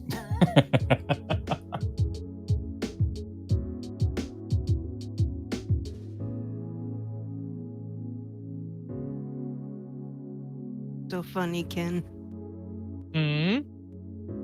Your little statement there. Oh, yeah.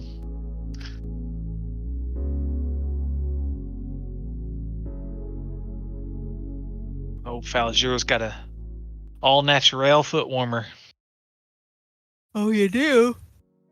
Is it furry? Yep, and soft. Just hope you don't kick her in the middle of the night.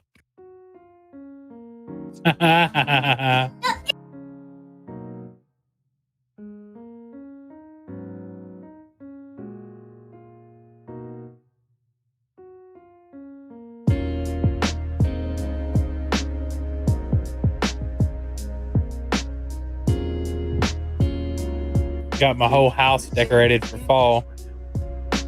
We got, the different colored leaves hung up, lights, pumpkins, fall little scarecrows and everything. It's real nice. The wife does it every year, the first day of fall. Actually, fall is my favorite time of year anyways, besides my birthday. I just love the weather of fall. It's not too hot, not too cold. I like it better than spring. Spring's my favorite.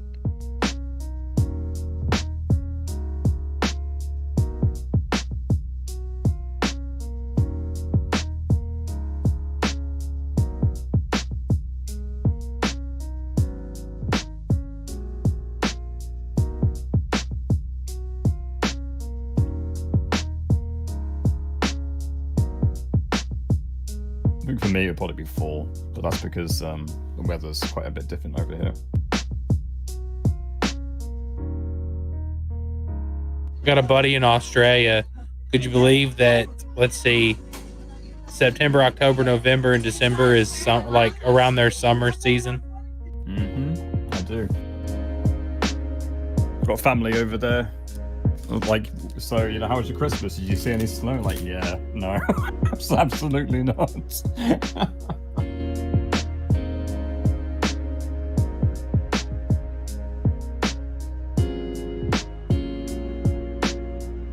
Because of primarily climate change and shifts in the winds, we've been having very warm winters as well.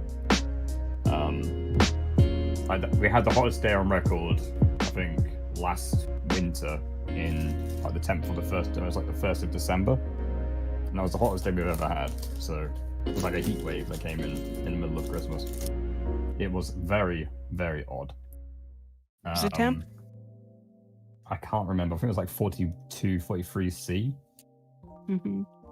So you start having people faint at around 50. So for your UK populace, which is used to like 4C, that was death.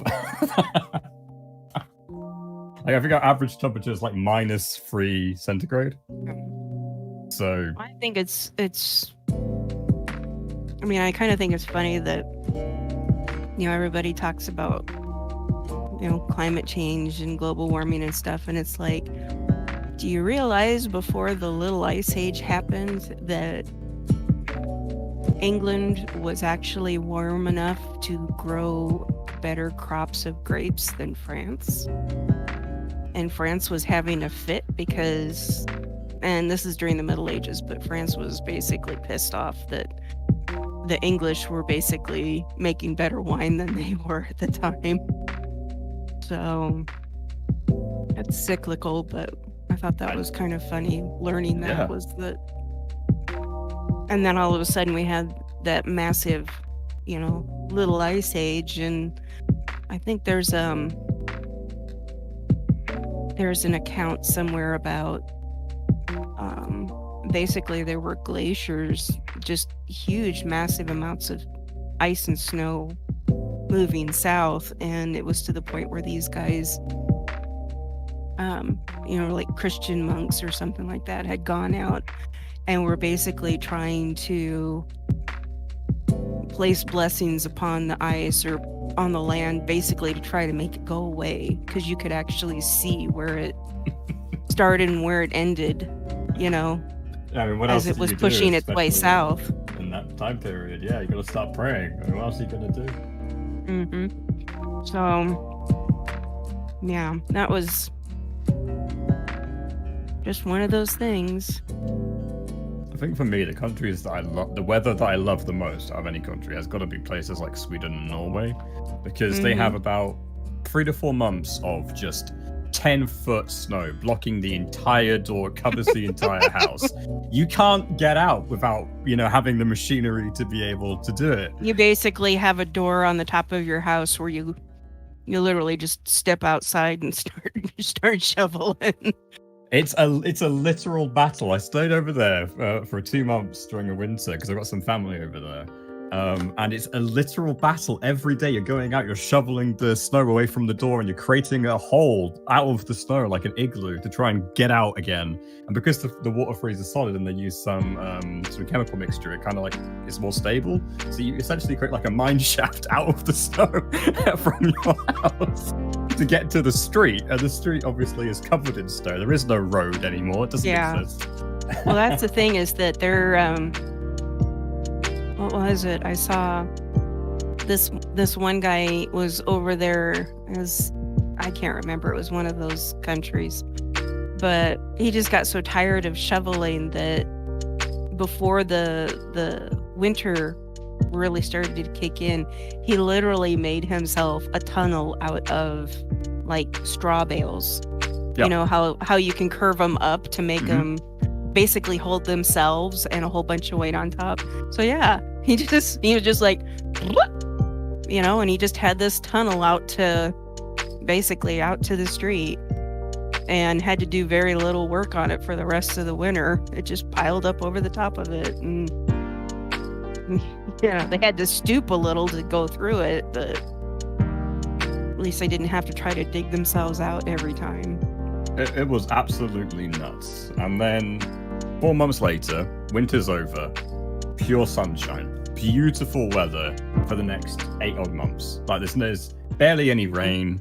It's the sky is crystal clear, and it's just like having a heat wave, like a not a really hot summer, but kind of like, you know, like a nice temperature, not too hot, not too cold. There's not much wind either, and it's like that for like 8 months, and then they go back into the deep freeze again.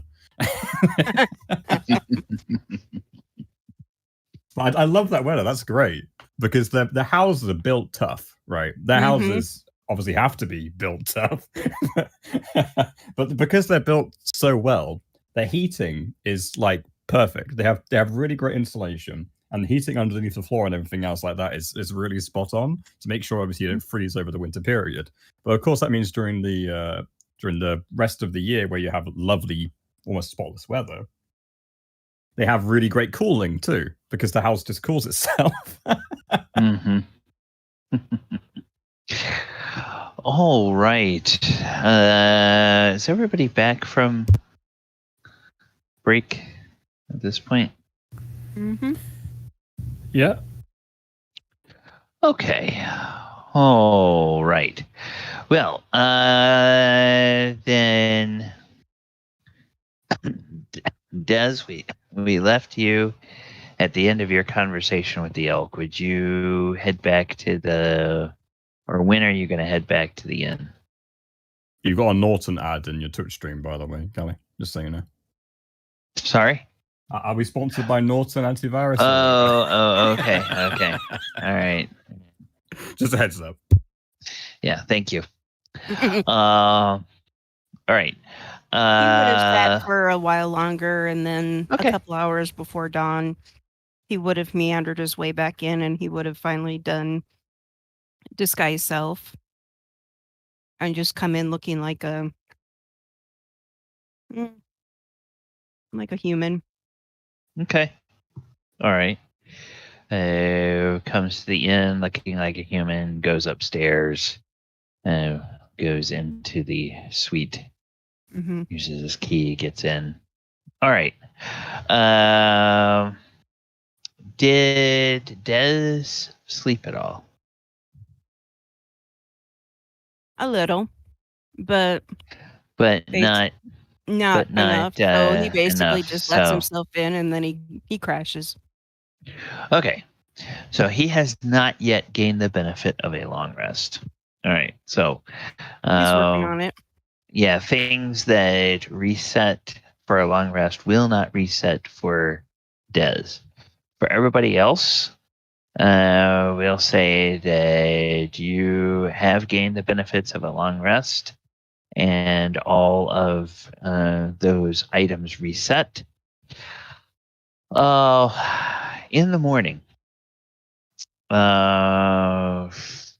fairly early, the sun rises, and when the sun rises, you smell the smells of breakfast cooking down below. If you'll recall, you were told that if you guys want food in your room, you can come down to the kitchen and get it and bring it up, but they don't really have any kind of room service. So if you want to take a meal as a group, you would need to go down to the dining room to take it, or somebody would have to go down and bring the food up to the room. So as you guys are all getting up, you notice the room. Was anybody bunking with Des? I was actually, yeah. Okay. Yeah. You noticed, Krenraid, when you got back from your bath, Des was not there. But when you wake up this morning, Des is just snoring soundly. It didn't wake you because you were sawing logs of your own, but Des is now snoring soundly. And, it was well after midnight when you retired, so he's gotten, he hasn't had that much sleep. And hey, he smells a bit of the grass in the woodlands. I mean, to me, because the way that he smokes his pipe so often, it's just like he probably just transformed into he probably fun, right? Yeah. He might just went for a run or something. Like, all right, yeah, fair enough. Leave him to it. So I'm sneaky, try to sneak past the bed and get out the door. He doesn't even stir. He's Yeah. flat out. Okay. On his back, as arms considerate sprawled, as possible. feet just hanging off the sneaky, end of the sneaky. bed. Yeah. All right. So the rest of you all gather in the common area, and you can hear through the door. Or you can hit that cartoon. Whoa, whoa, whoa, whoa, whoa, whoa, whoa, whoa, whoa, whoa, whoa, whoa, whoa. As he's snoring. Face is partially transformed or something. The rest of it's carrying on. All right, Mulek. All right. So yes, the rest of you are there in your common area. So before Mulek would have gone out, though, I would have had a quick conversation with Piddlwick and IG. Okay. I would have said, IG, I'm gonna have to leave you here to guard the room for the day and possibly the evening. Piddlwick, I may need your services tonight, so I need you to come with me. However, I need to put you in my bag so that you don't stand out. I need to keep you hidden. So is that okay? Can I put you back in my bag so I can take you with me? And he will nod to you. So I'll put Piddlwick back in the bag. And as you pick him up, he reaches his little arms out to you. All right, I'll reach him out like a father to a son, and I'll hold him gently, and then put him in my bag. Okay, you put him in your bag. All right. Yeah, and then I'll have Casper follow me out, and then I'll be in the common room now. Okay. All right. So, anybody else need to do anything as they get up, or are you guys just there ready for the morning? I'm just sitting at the table getting ready to get breakfast. Okay. All right. So I guess then that means that Thaldohr is already downstairs. Oh, yeah. Yeah. All right. So whoever's bunking with Thaldohr would have heard Thaldohr boom, boom, boom, boom, boom, going downstairs in the morning. And now everybody else is here except for Dez and let us say Krenraid can, if he's asked, Krenraid can say that Dez got in really late after he went to bed. Oh, yeah, I was getting to that. Yeah, okay. So everybody heading downstairs? Yeah, Mulek, as he's heading out, he'll pile of clothing and say, "What is this?" And I'll catch the whiff, and I will cast Prestidigitation, make it all nice and smelly. Oh no!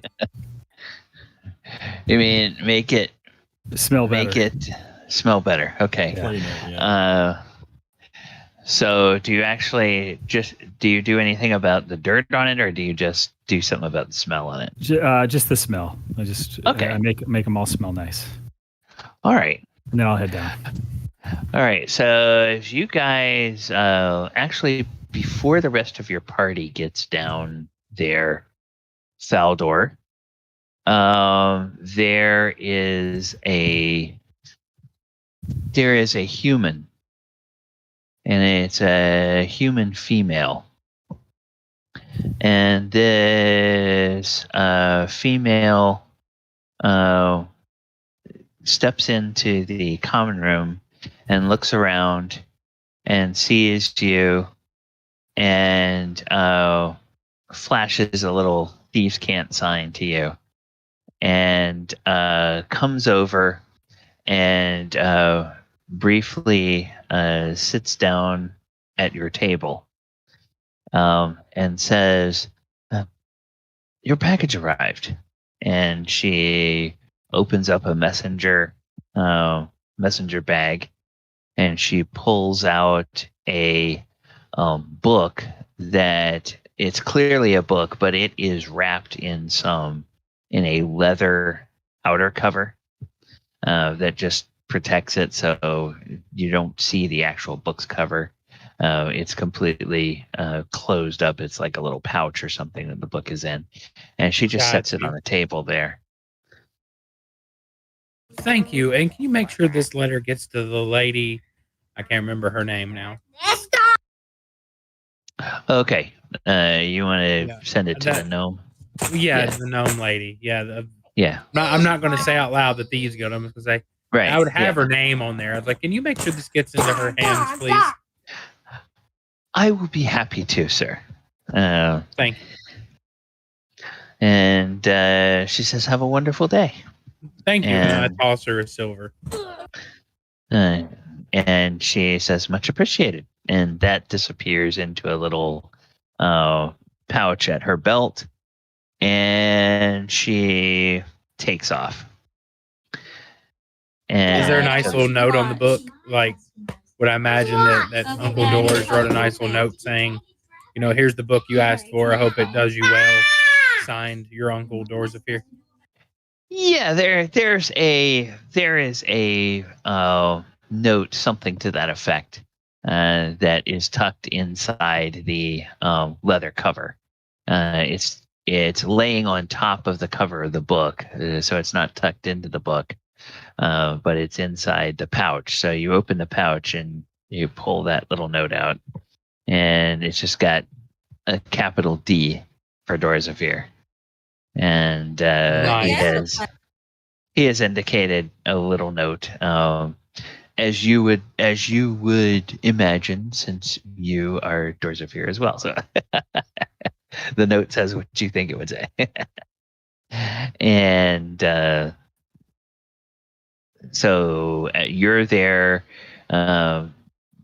looking at that note, or maybe tucking it away, when you hear the tromp of your friends coming downstairs from the room. And it's most of your friends. It's 4 of them.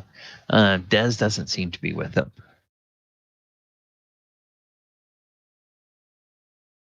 I beat you to breakfast.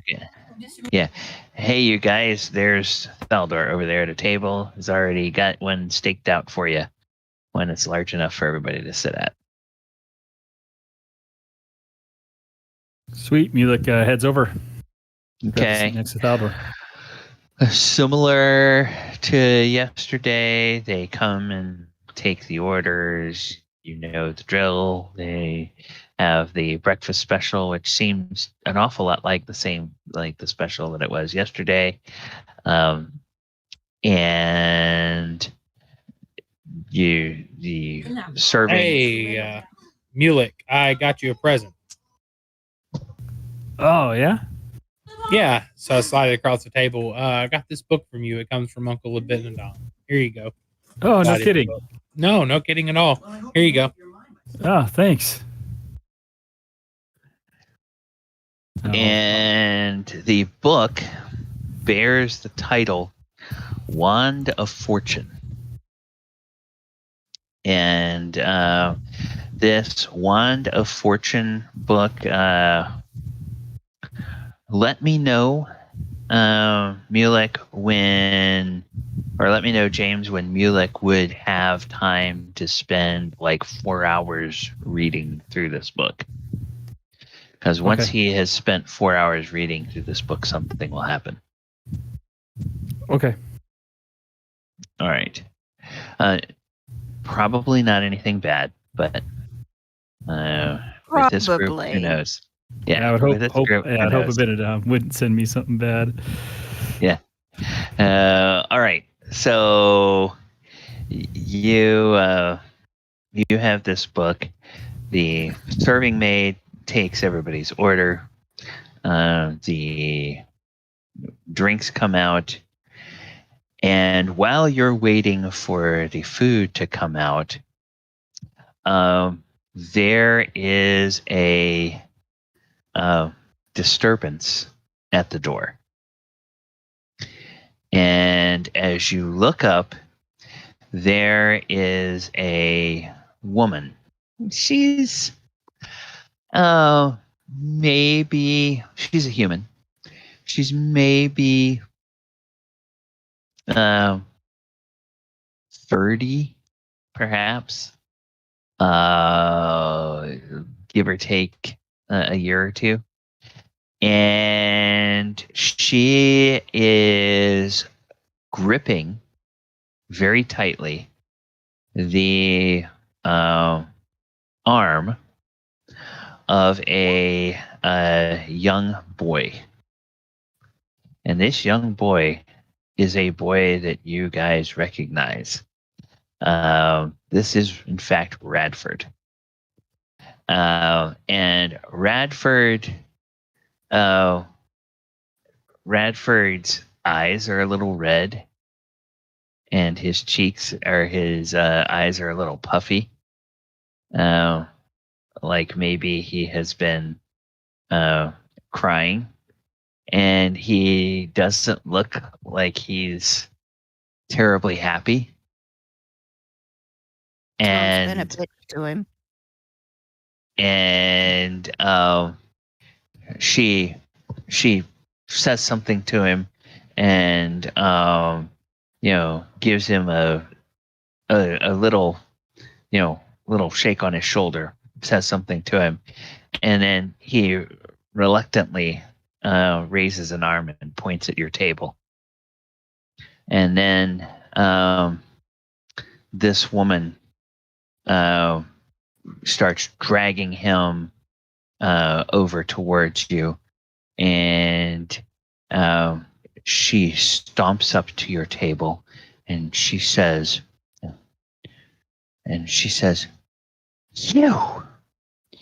you ought to be ashamed of yourselves. It's bad enough that people come into this town and participate in all kinds of vices, but then how dare you involve children in your illicit activities?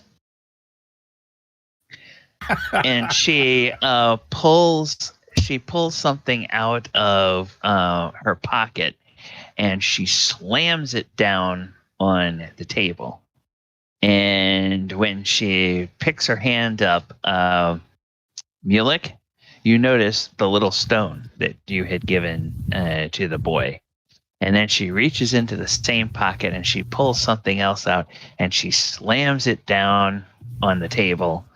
And these are slams that are like drawing the attention of people that are 3 or 4 tables away from you guys. And when she pulls her hand away, Thaldohr, you see the platinum piece that you gave the boy, and then she turns to Falazure and she says, "And sir, I'm sorry. I would have brought back your fishing pole, but little Radford snuck out of the house this morning, and he was fishing. And when I found him by the river, it scared him so bad he lost hold of the fishing pole and it fell into the river. I'm sorry, but it's gone. But I'm sure that you have enough to replace it there. Now, what is the meaning of this? Why are you all coming into town? What sinister plot are you trying to snare my boy into?" Now, what sinister plot, guys? There isn't one. Bella would just kind of look over at the lady and just give her like an intimidation look. Like, okay. Why are you yelling in my face? You are not messing with the right person. Oh, 25 intimidation. She just wet her pants. Yeah, Belle does that. Belle does that feline thing where she just looks and her eyes just sort of the pupils just sort of get to narrow slits, and her lips sort of raise up so you can see her canines, and then all of her fur just sort of puffs out so that she looks larger, and she just sits there and leans a little forward, and the woman just takes her son or takes Radford and pulls him protectively and takes a step or two back from the table. Says, "It's not very nice to treat folk like that. I asked you a question. What is the meaning of this?" Her voice is quieter now. Thaldohr lays 2 platinum on the table, slides it across the table, and says, "Ma'am, your son's not up to any hijinks. We just thought we'd be nice to the young lad. He offered saying that you do laundry, and we were like, hey, we could use our laundry, stuff laundered.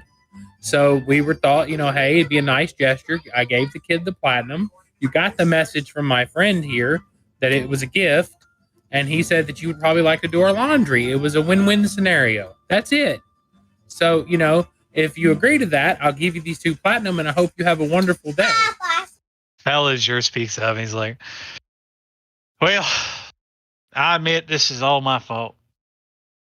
I started the whole thing, but tell you what, miss, I think you got a good lad right there. And I don't know where his father is, but sometimes it's all right to just have someone love you a little bit every now and then you don't know. So he just reminded me when I was his age, and I gave him a fishing pole, and he loved it so much. And my friend gave him a platinum, and we wanted our laundry done, and we heard what a wonderful laundry miss you are, and I just thought it's a win-win." And he just gives her a big smile, and he looks her in the eyes. And she looks at those 2 platinum almost like they are a pair of vipers or a pair of venomous spiders. And she looks at you, and there's a great deal of suspicion in her eyes as she Persuasion check is what I wanted to do. Sorry. Oh, okay. So yeah, go ahead and make a persuasion check. Guidance on myself. Persuasion. Oh, okay. Well.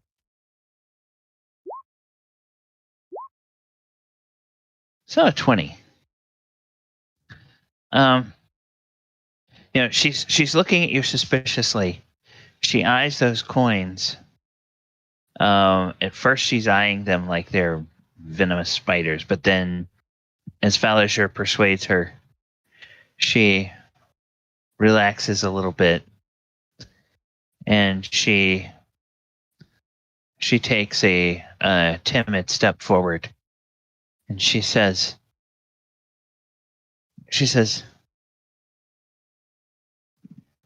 That's what Radford tried to tell me. But the money you gave him, that's what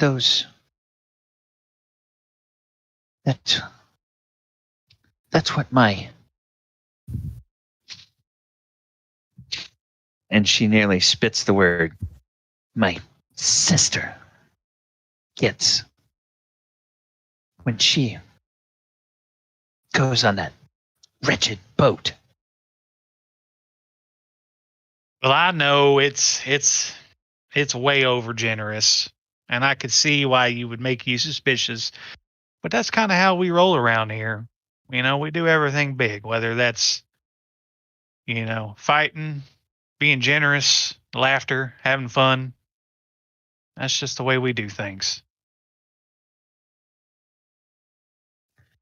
And so she says, and she looks back at Thaldohr, and she says, I will do your laundry for you, but I can only accept the going rate.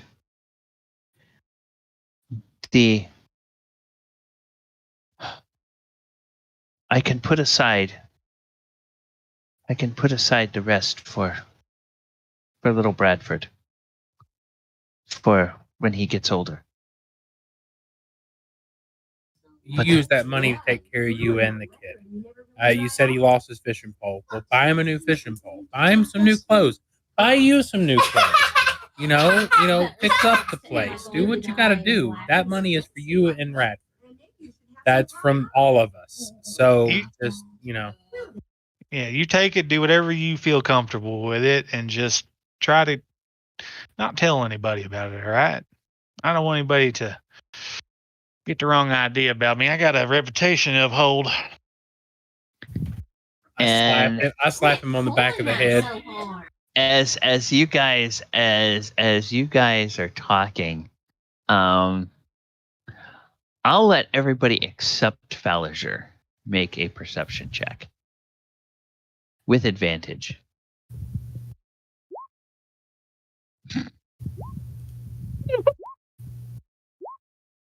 My passive is 19. Okay. Yes. It's like half of the room is staring at your table as they're still looking because they're wondering what you guys did to make this woman charge in here the way she did. Now, even though she's talking more softly and she's closer to you, there's everybody is looking at you, and Bell, Mulek, and Krenraid, all three of you see at least 2 or 3 groups of people that are sort of whispering at each other, and they're pointing over at your table, but they're not pointing at all of you. They're pointing at Falazure. Oh, no. Would I have decorated? Wait, not to retcon anything. Ken, not Gally, but Kenneth. Yeah. Would I have disguised you before we left the room in the morning for the whole day before we got? Okay, I'm gonna say no because you guys didn't talk about that. Yeah, I have to agree. We talked about it last night, but not. Well, you talked about it, but you were kind of thinking about that as something before you went to the boat. So I'm going to say no, you guys didn't disguise him before you came down for breakfast. Oh, fun. So, yeah. And then does Falazure notice this at all? Like, I mean, you're very focused on changing the tenseness of the situation and getting this lady sort of calmed down. And as she steps forward, she kind of reaches tentatively towards the table, but then she looks up. She looks up at you, or she looks over to you, Falazure, and she says, "There's something familiar about you.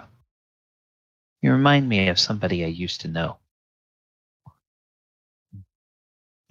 What? Something about your voice. It's like, well, I'm not from around here, so I don't see how that would be an issue. Elle will kind of scoff and just roll her eyes, and she'll look over to Falazure and say, I think we should put on a little show, because we have a little show already. Maybe that'll string some bells in this woman's head. Falazure kind of looks around at that point. Does he notice everybody staring? Oh, yeah. You notice people, and now that Belle has pointed it out, you notice people looking over at you, and you notice several other people that have kind of been whispering to each other, and they look, and as you turn and look at them, there's the light of recognition in their eyes, and and they kind of some of them are kind of excited, and one or two of them just kind of like do this, ooh, that's bold. have this kind of look like, ooh, okay, look that comes over their face. So, but some of them seem to probably just associate you with either stories or songs that made them feel great while you were in town, and others probably have heard some stories about why you suddenly weren't in town anymore. Does Falazure at this point think that maybe he could wiggle himself out of this situation, or nah?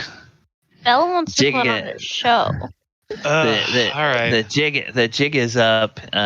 You have been recognized now by this whole room full of people, or everybody in this room by the time they leave is going to know who you are. And with a number of people here, it's going to be a matter of hours before that news is all over the city. So there's no way I could try to mitigate this somehow, or can I try? Yes, there is well, a secret. You could try to. A thing that does occur to Falazure is he could try to, as soon as he has breakfast, get out of town as quickly as possible, lay low during the day, wait for his friends to set things up, and then, try to come in some sort of disguise come back into town in some sort of disguise this evening to go to the boat. But if he stays here, or if he stays in town, yeah, he's gonna be noticed. Now, how long is it going to take before people that may have an axe to grind with Falazure find out that he's here? You don't know that. That could be a half hour. It could be 2 hours. But they're going to find out that he was here this morning. He abruptly stands up and he leans in closer to her. He's like, he kind of whispers, "Can I talk to you for a minute?" And he kind of like walks outside. This is to the woman. Yeah. To the boy's mother. And he doesn't want to grab her by the wrist and pull her or anything, but he's kind of like. She says, yes. Bradford, stay here. And so she just then kind of gives the rest of you a look like, watch him. Hey, me want to see something neat. He goes outside. He just like stands in front of the window. So thematically, like everybody can watch, but they probably can't hear. Okay, all right. So you take her outside. Do you go out the front? Yeah, of the front. Yeah, the front.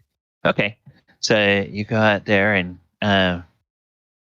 she says, "Yes, sir. How can I help you?" You are making a big scene. What do you mean you recognize me? And he's like leaning in. He's just real close to her now. Sir, I said that you remind me of somebody.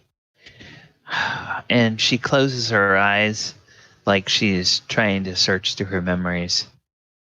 And then a few seconds later, she smiles and she says, "Stories and songs. That's why your voice is familiar.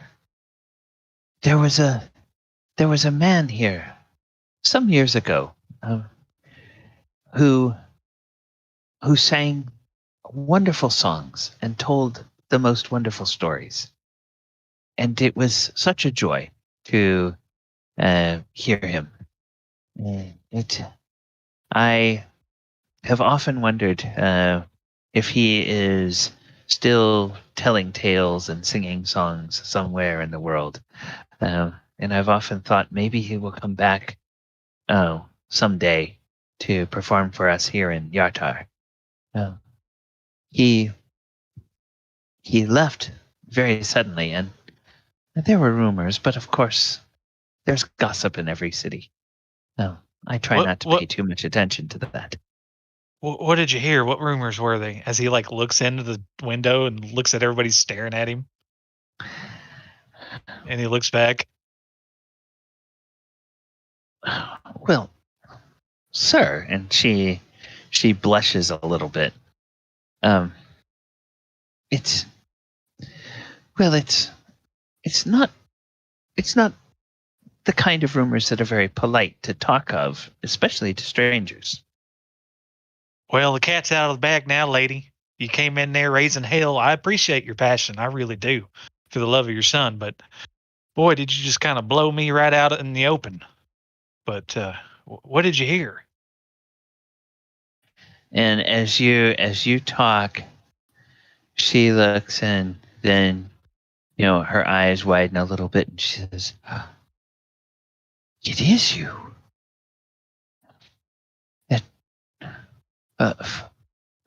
Falazure or Falazure or Falaz. I'm sorry, sir. I don't rightly remember your name, but well, it was said that you got the Waterbaron's daughter with child out of wedlock, and he had put a price on your head. That's what they said after you fled. I do not know if it's true. As I said, I try not to listen to much town gossip, but everybody just sees his jaw drop as he's listening. Hey guys, do you think Falazure slept with that woman? Is that what this is all about? You say that in front of the kid? No, my mouth, my fingers are on my mouth, but I'm saying it to the rest of the group as the kids playing with some smoke monsters in the background. Okay.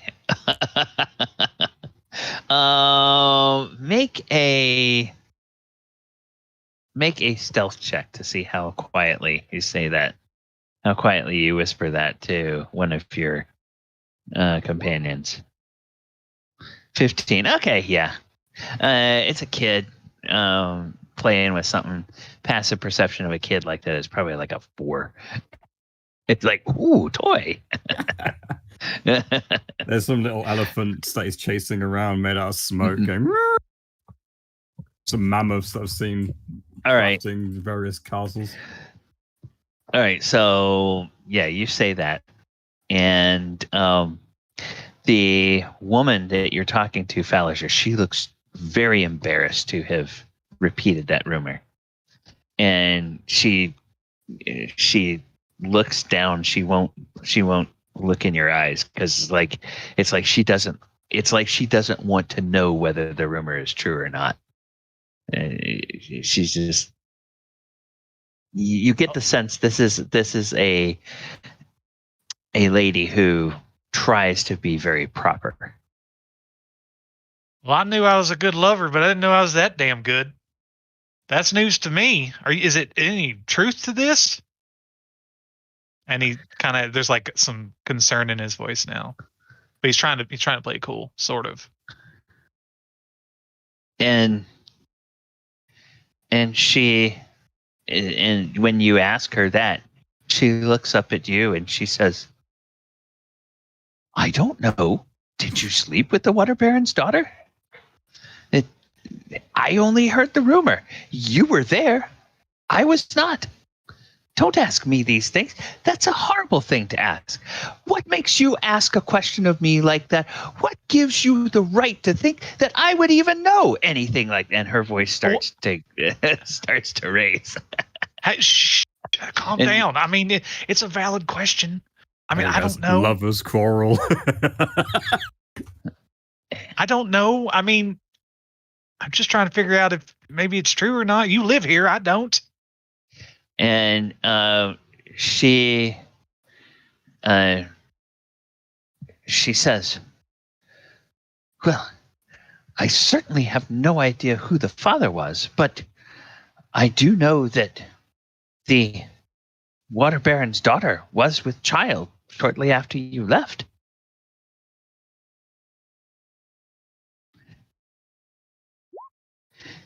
Oh my God. If you did not do that, then perhaps she said that you did to avoid suspicion falling on her lover. Falazure, like, he gets weak in the knees and he's like, he doesn't faint, but he's just like, he goes almost. He just kind of catches himself. And he starts sweating. And he's like, oh my, I had no idea. Anyway, it's beside the damn point, okay? Now I got to get the hell out of here. Listen. And he just kind of like, look, you take that platinum and you keep your mouth shut and just, be happy, okay? It was nice meeting you. If you want, I'll give you an autograph or something. But I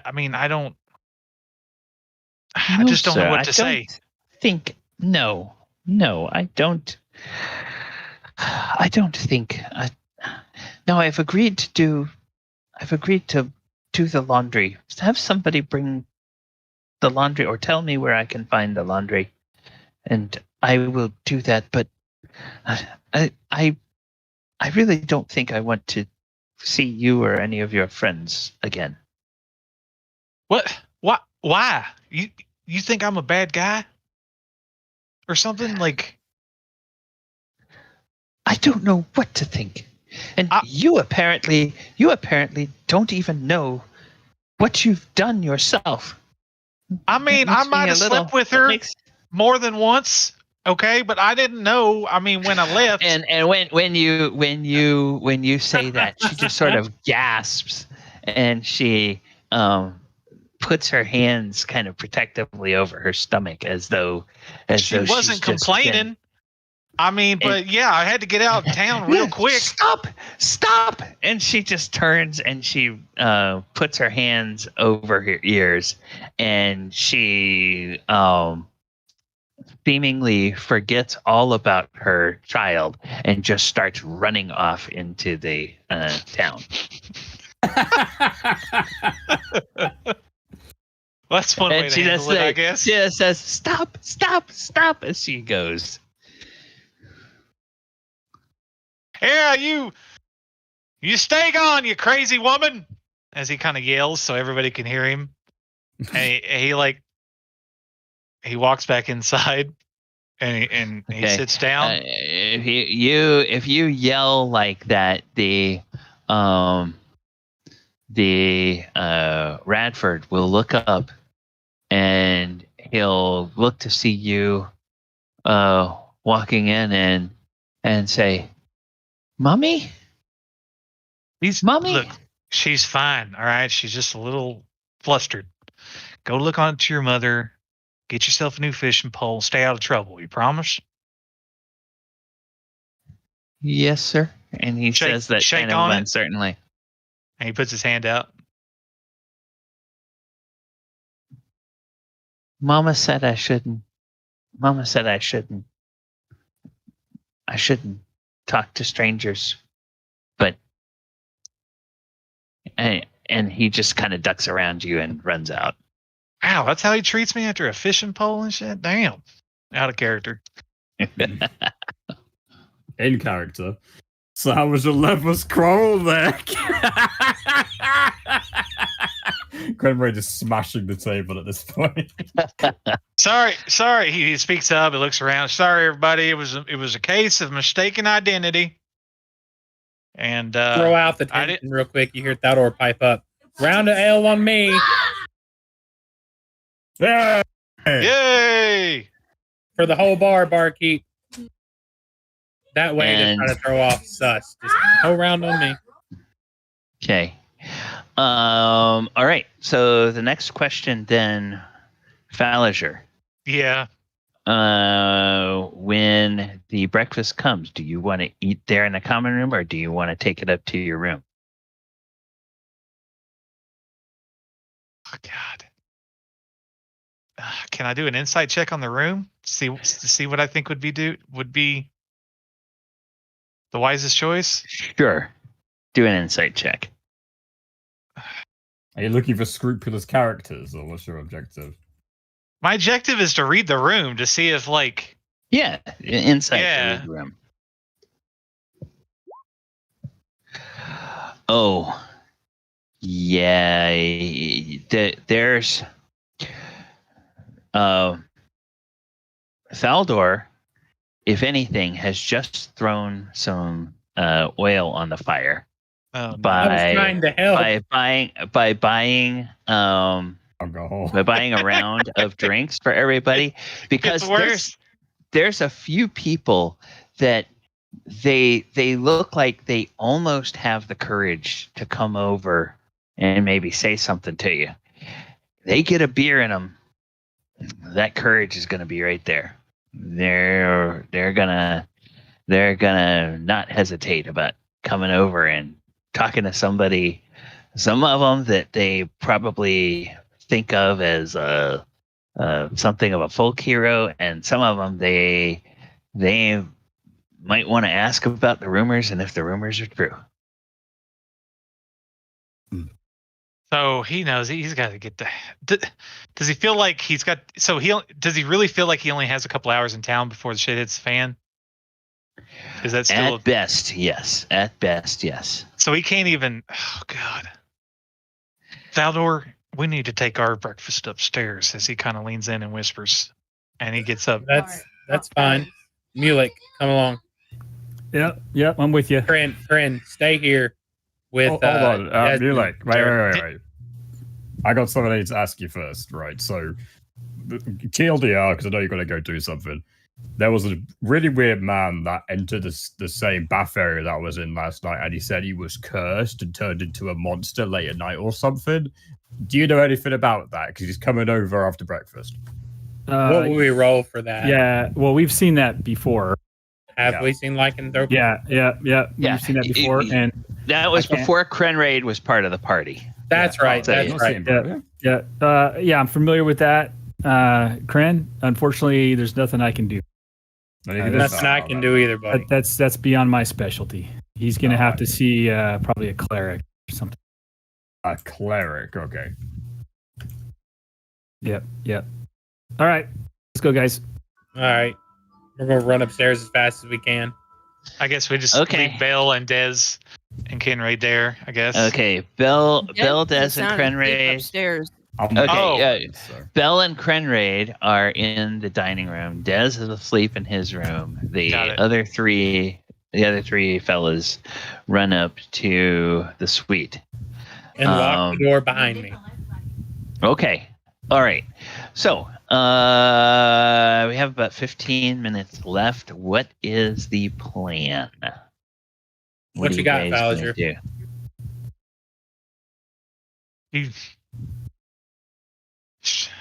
She recognized me. What? Yeah.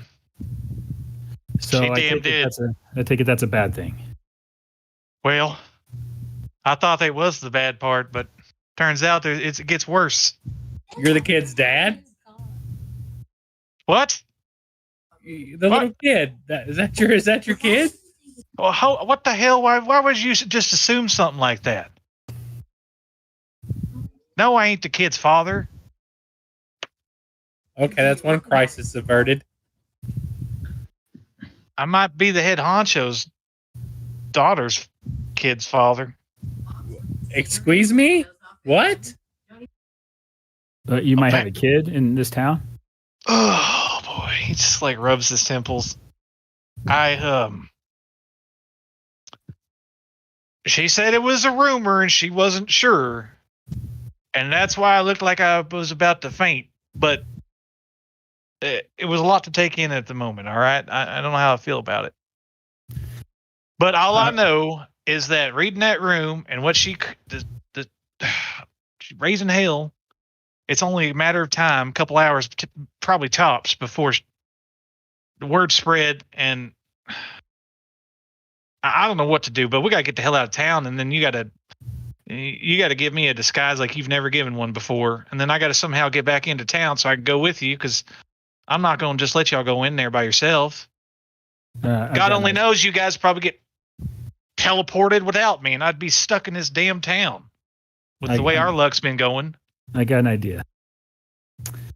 So, well, obviously you remember your Rusty. Well, hell yeah, I remember Rusty.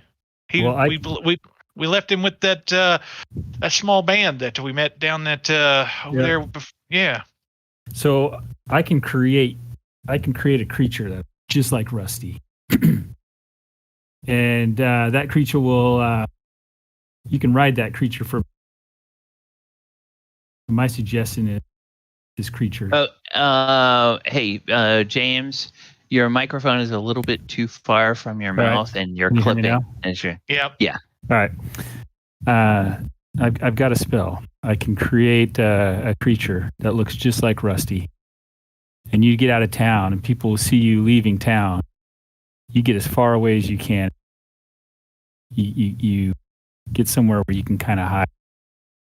And then you can use that helmet teleportation to get back to some other area.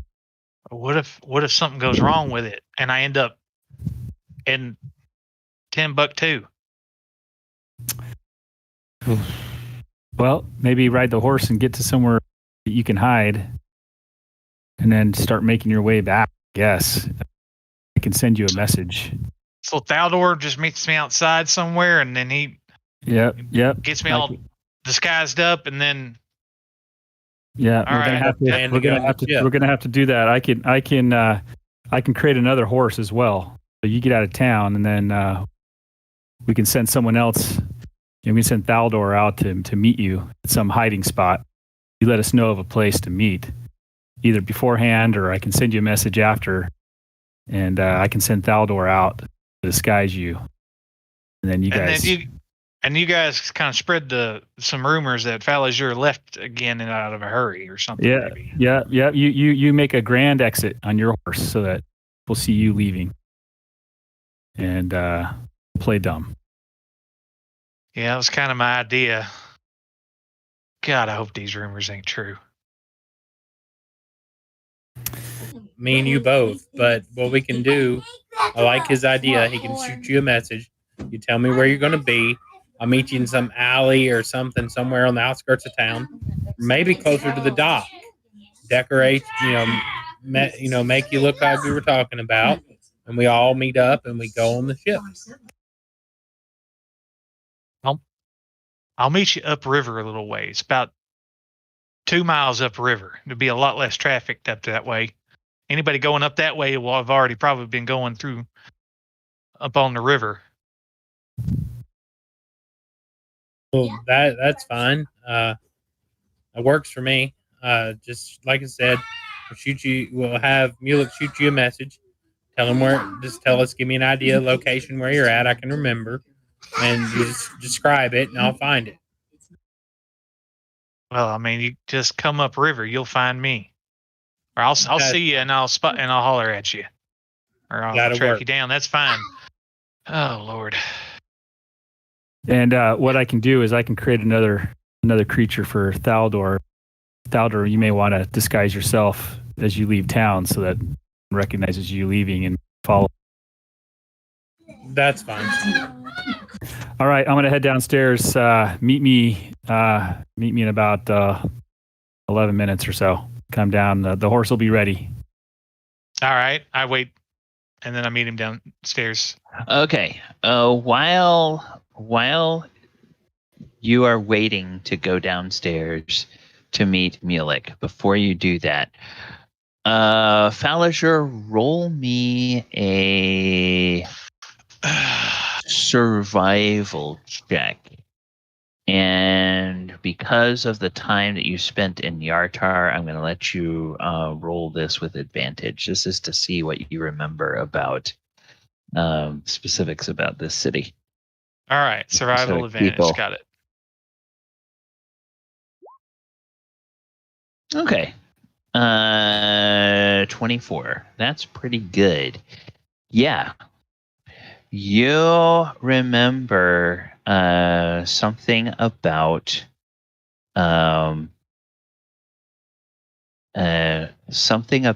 the Waterbaron of Yartar at the time that you were here. You remember that the Waterbaron at the time you were here, and apparently, well, you actually don't know if she's still the Waterbaron. It was a woman who at the time you were in town was in her 40s. Her name was Nestra Ruthial.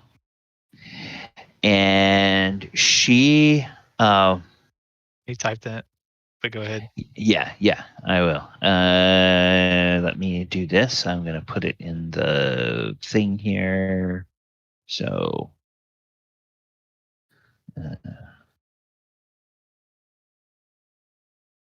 and because you got the 24, I'm gonna let you know the rumor here.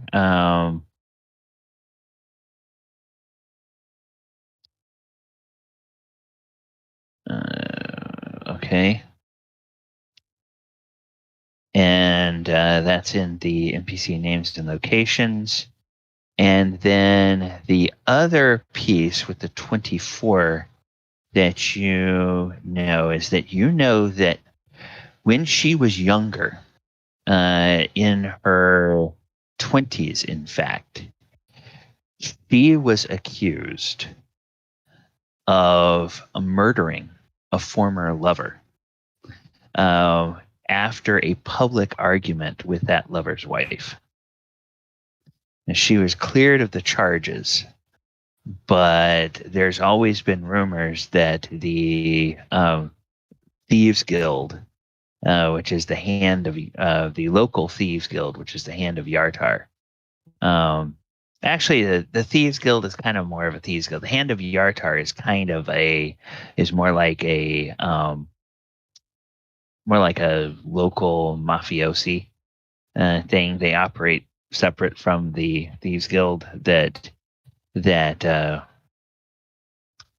Thaldohr is aware of. They loosely connect with Thieves Guild across the things.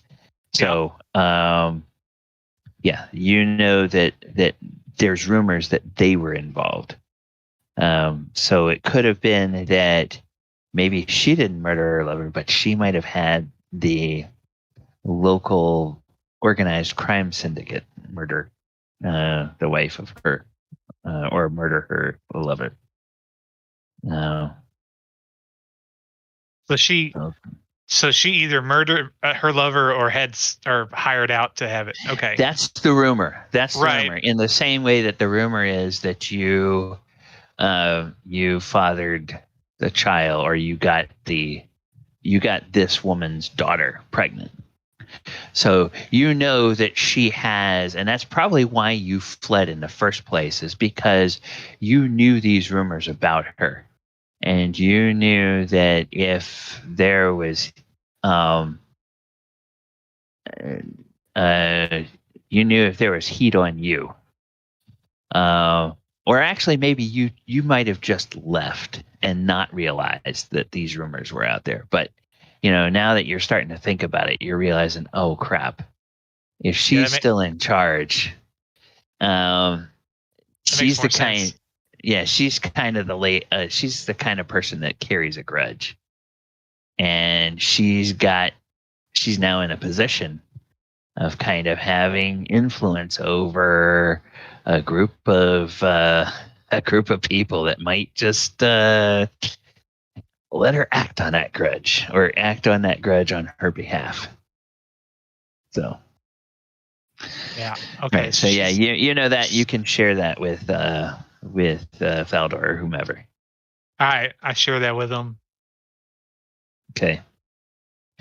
All right. So 10 minutes goes by. You run down, and there is you go outside into the stable yard around back, and there's the horse-like creature, and wow, Mulek has a pretty good memory because you can tell it doesn't look quite like Rusty, but it looks enough like Rusty that somebody who hasn't been around him a lot would say, "Oh yeah, that reminds me of that horse."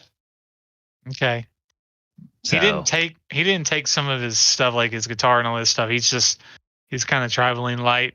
Okay. Because he's coming back. So, all right, he comes down. Well, Mulek, that's pretty good, old boy, but it ain't Rusty. Yeah, I know. I did my best. Best I could do in short notice. Any ideas how I make myself noticed when I'm leaving?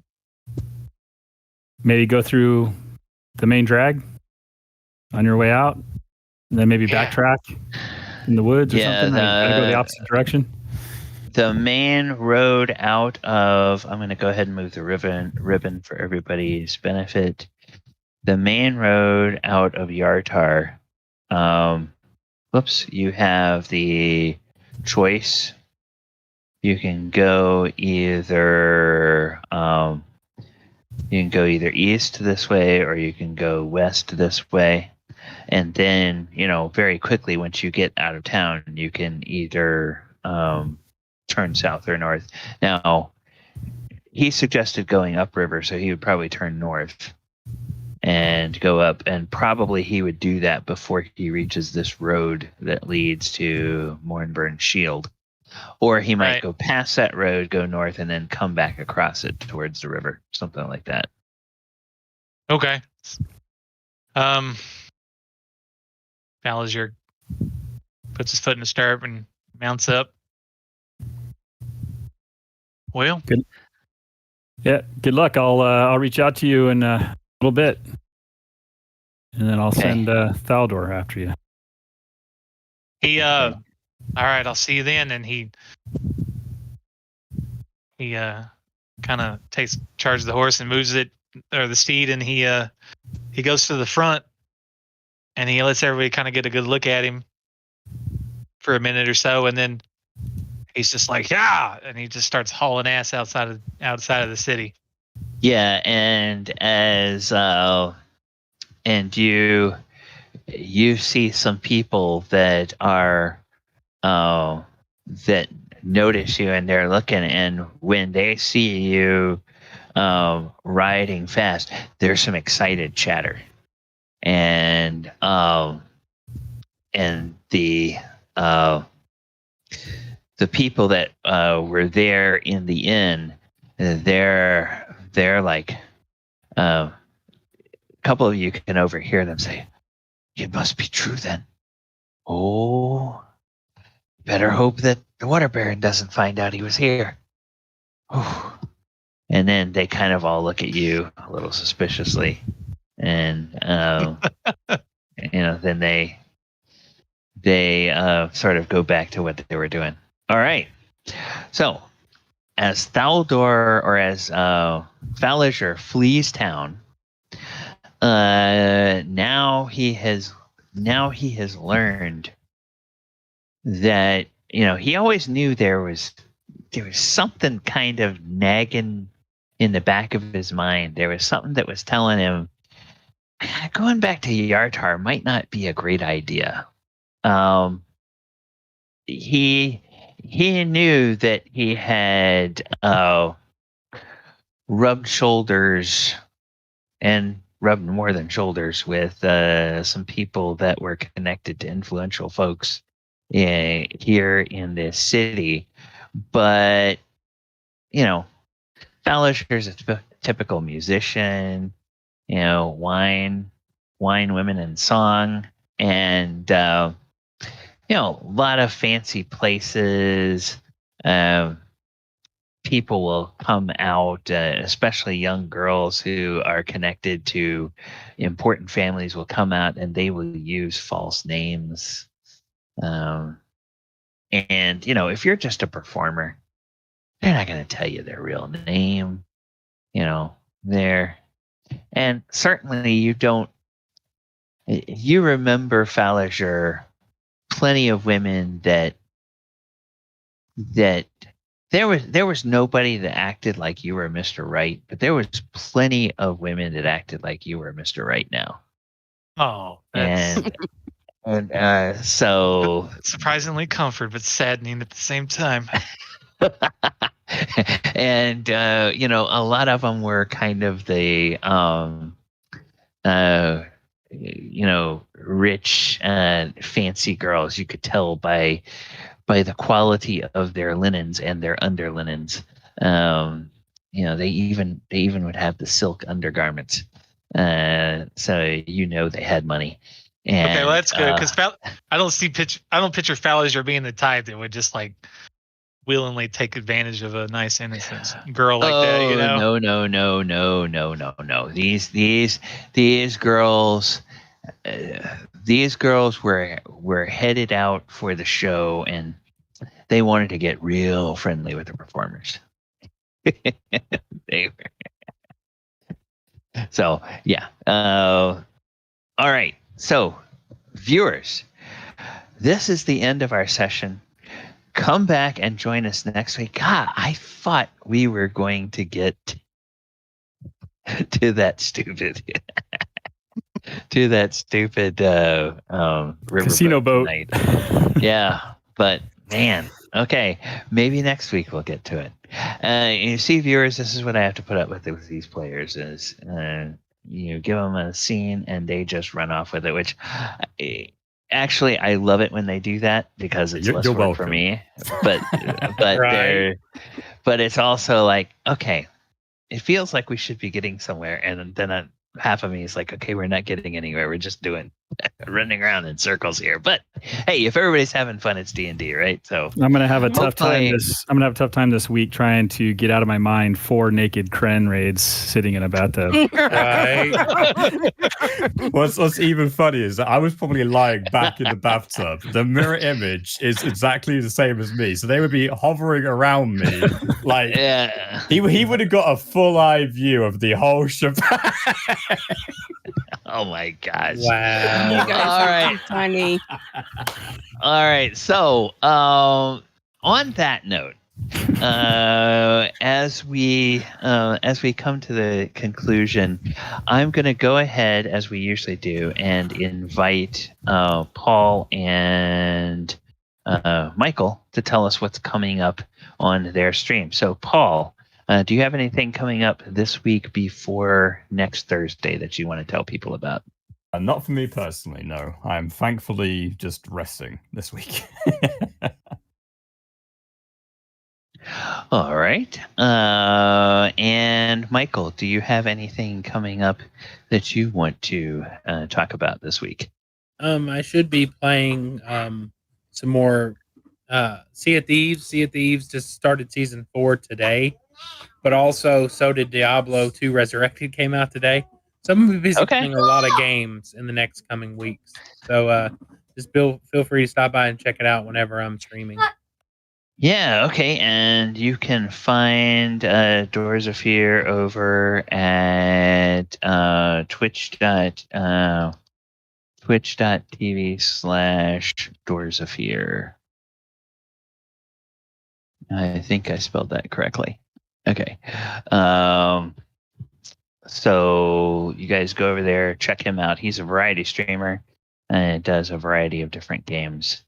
And then here on this channel, we'll have a game Saturday night. It's our 2nd edition D&D game where we're running through the Temple of Elemental Evil, the original Temple of Elemental Evil. Sunday afternoon, we have our Planeswalking game. We did a special one-on-one session last night with one of my players, which we recorded, but we did not stream. and that will be dropped into the archives in the appropriate place. So that was Galabar's little one-on-one session, which was kind of a fun thing that happened. And then Monday night, we will be back for Monster Monday. And I did a special live stream this week. It's on the YouTube channel archived. I did on Tuesday evening. I spent about 90 minutes just sort of going through and giving my first impressions of the Wild Beyond the Witchlight. And I had told people on Monday night I was going to choose a monster out of the Wild Beyond the Witchlight, something that is new to 5e in that source book. And there is indeed a new monster in that has appeared in previous editions of D&D, and that monster is the Jabberwock. So on Monster Monday, we are going to be talking about the history of the Jabberwock in D&D. I can't recall rightly how many editions it's been in. It may have only been in one or two. And then we're going to spend some time focusing on how you could use that if you're doing sort of a Feywild campaign, since this whole adventure that they released this week is all set around a portal to and then transitioning into the Feywild for your game. So it's a fun monster, very different kind of monster, the way they have imagined it in here. And I'm going to be curious as I do my research to see how different it is from the previous editions of the Jabberwock that have appeared in D&D. Because I honestly remember seeing it, but I don't remember anything about it. Beware All the right. Jabberwock, my son. Yeah. Yes. The jaws that bite, the claws that catch. Woo.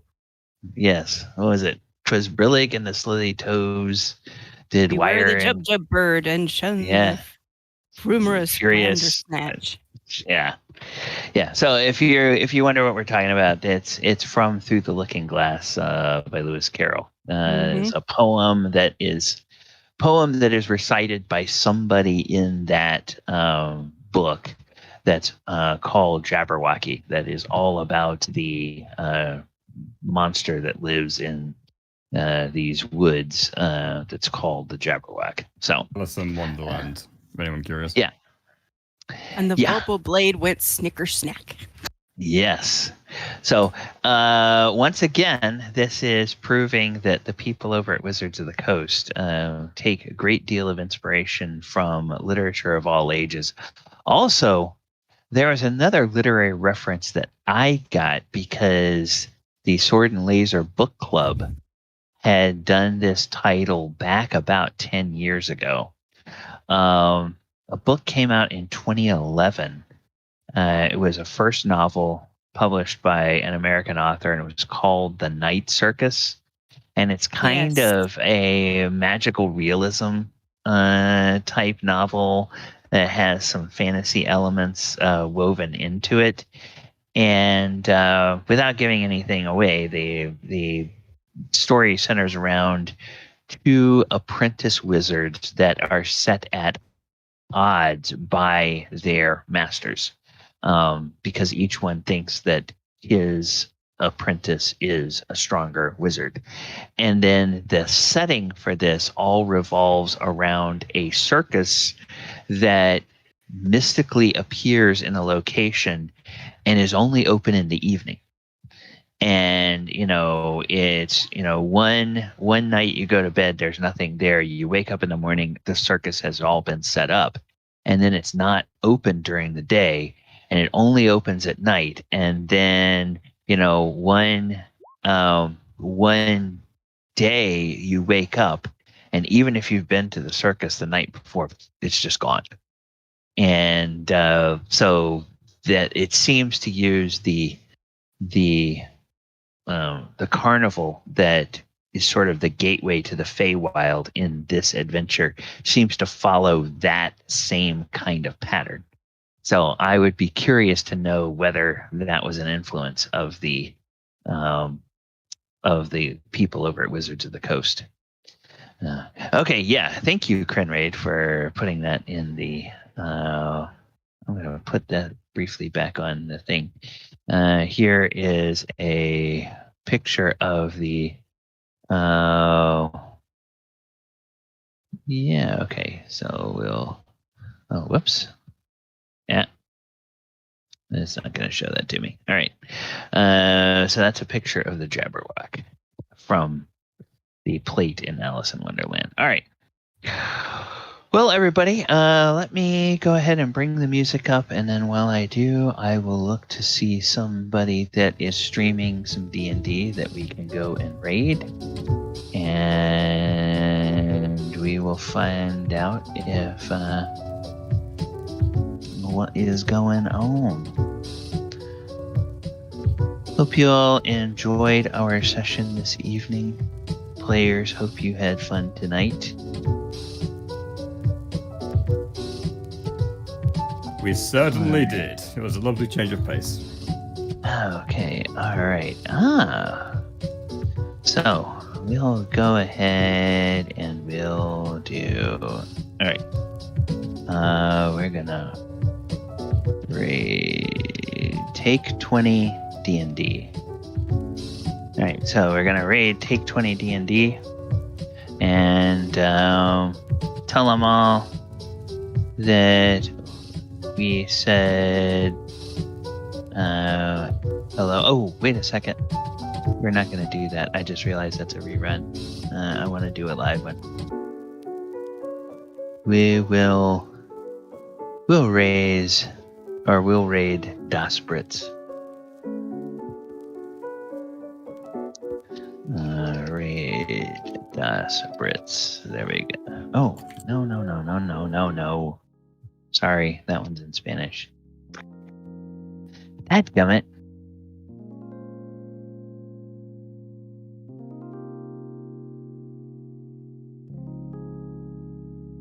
There we go. Gingerbeard Man. English. Very good. Okay. All right, everyone. Take care, y'all. Talk to you later. Good night.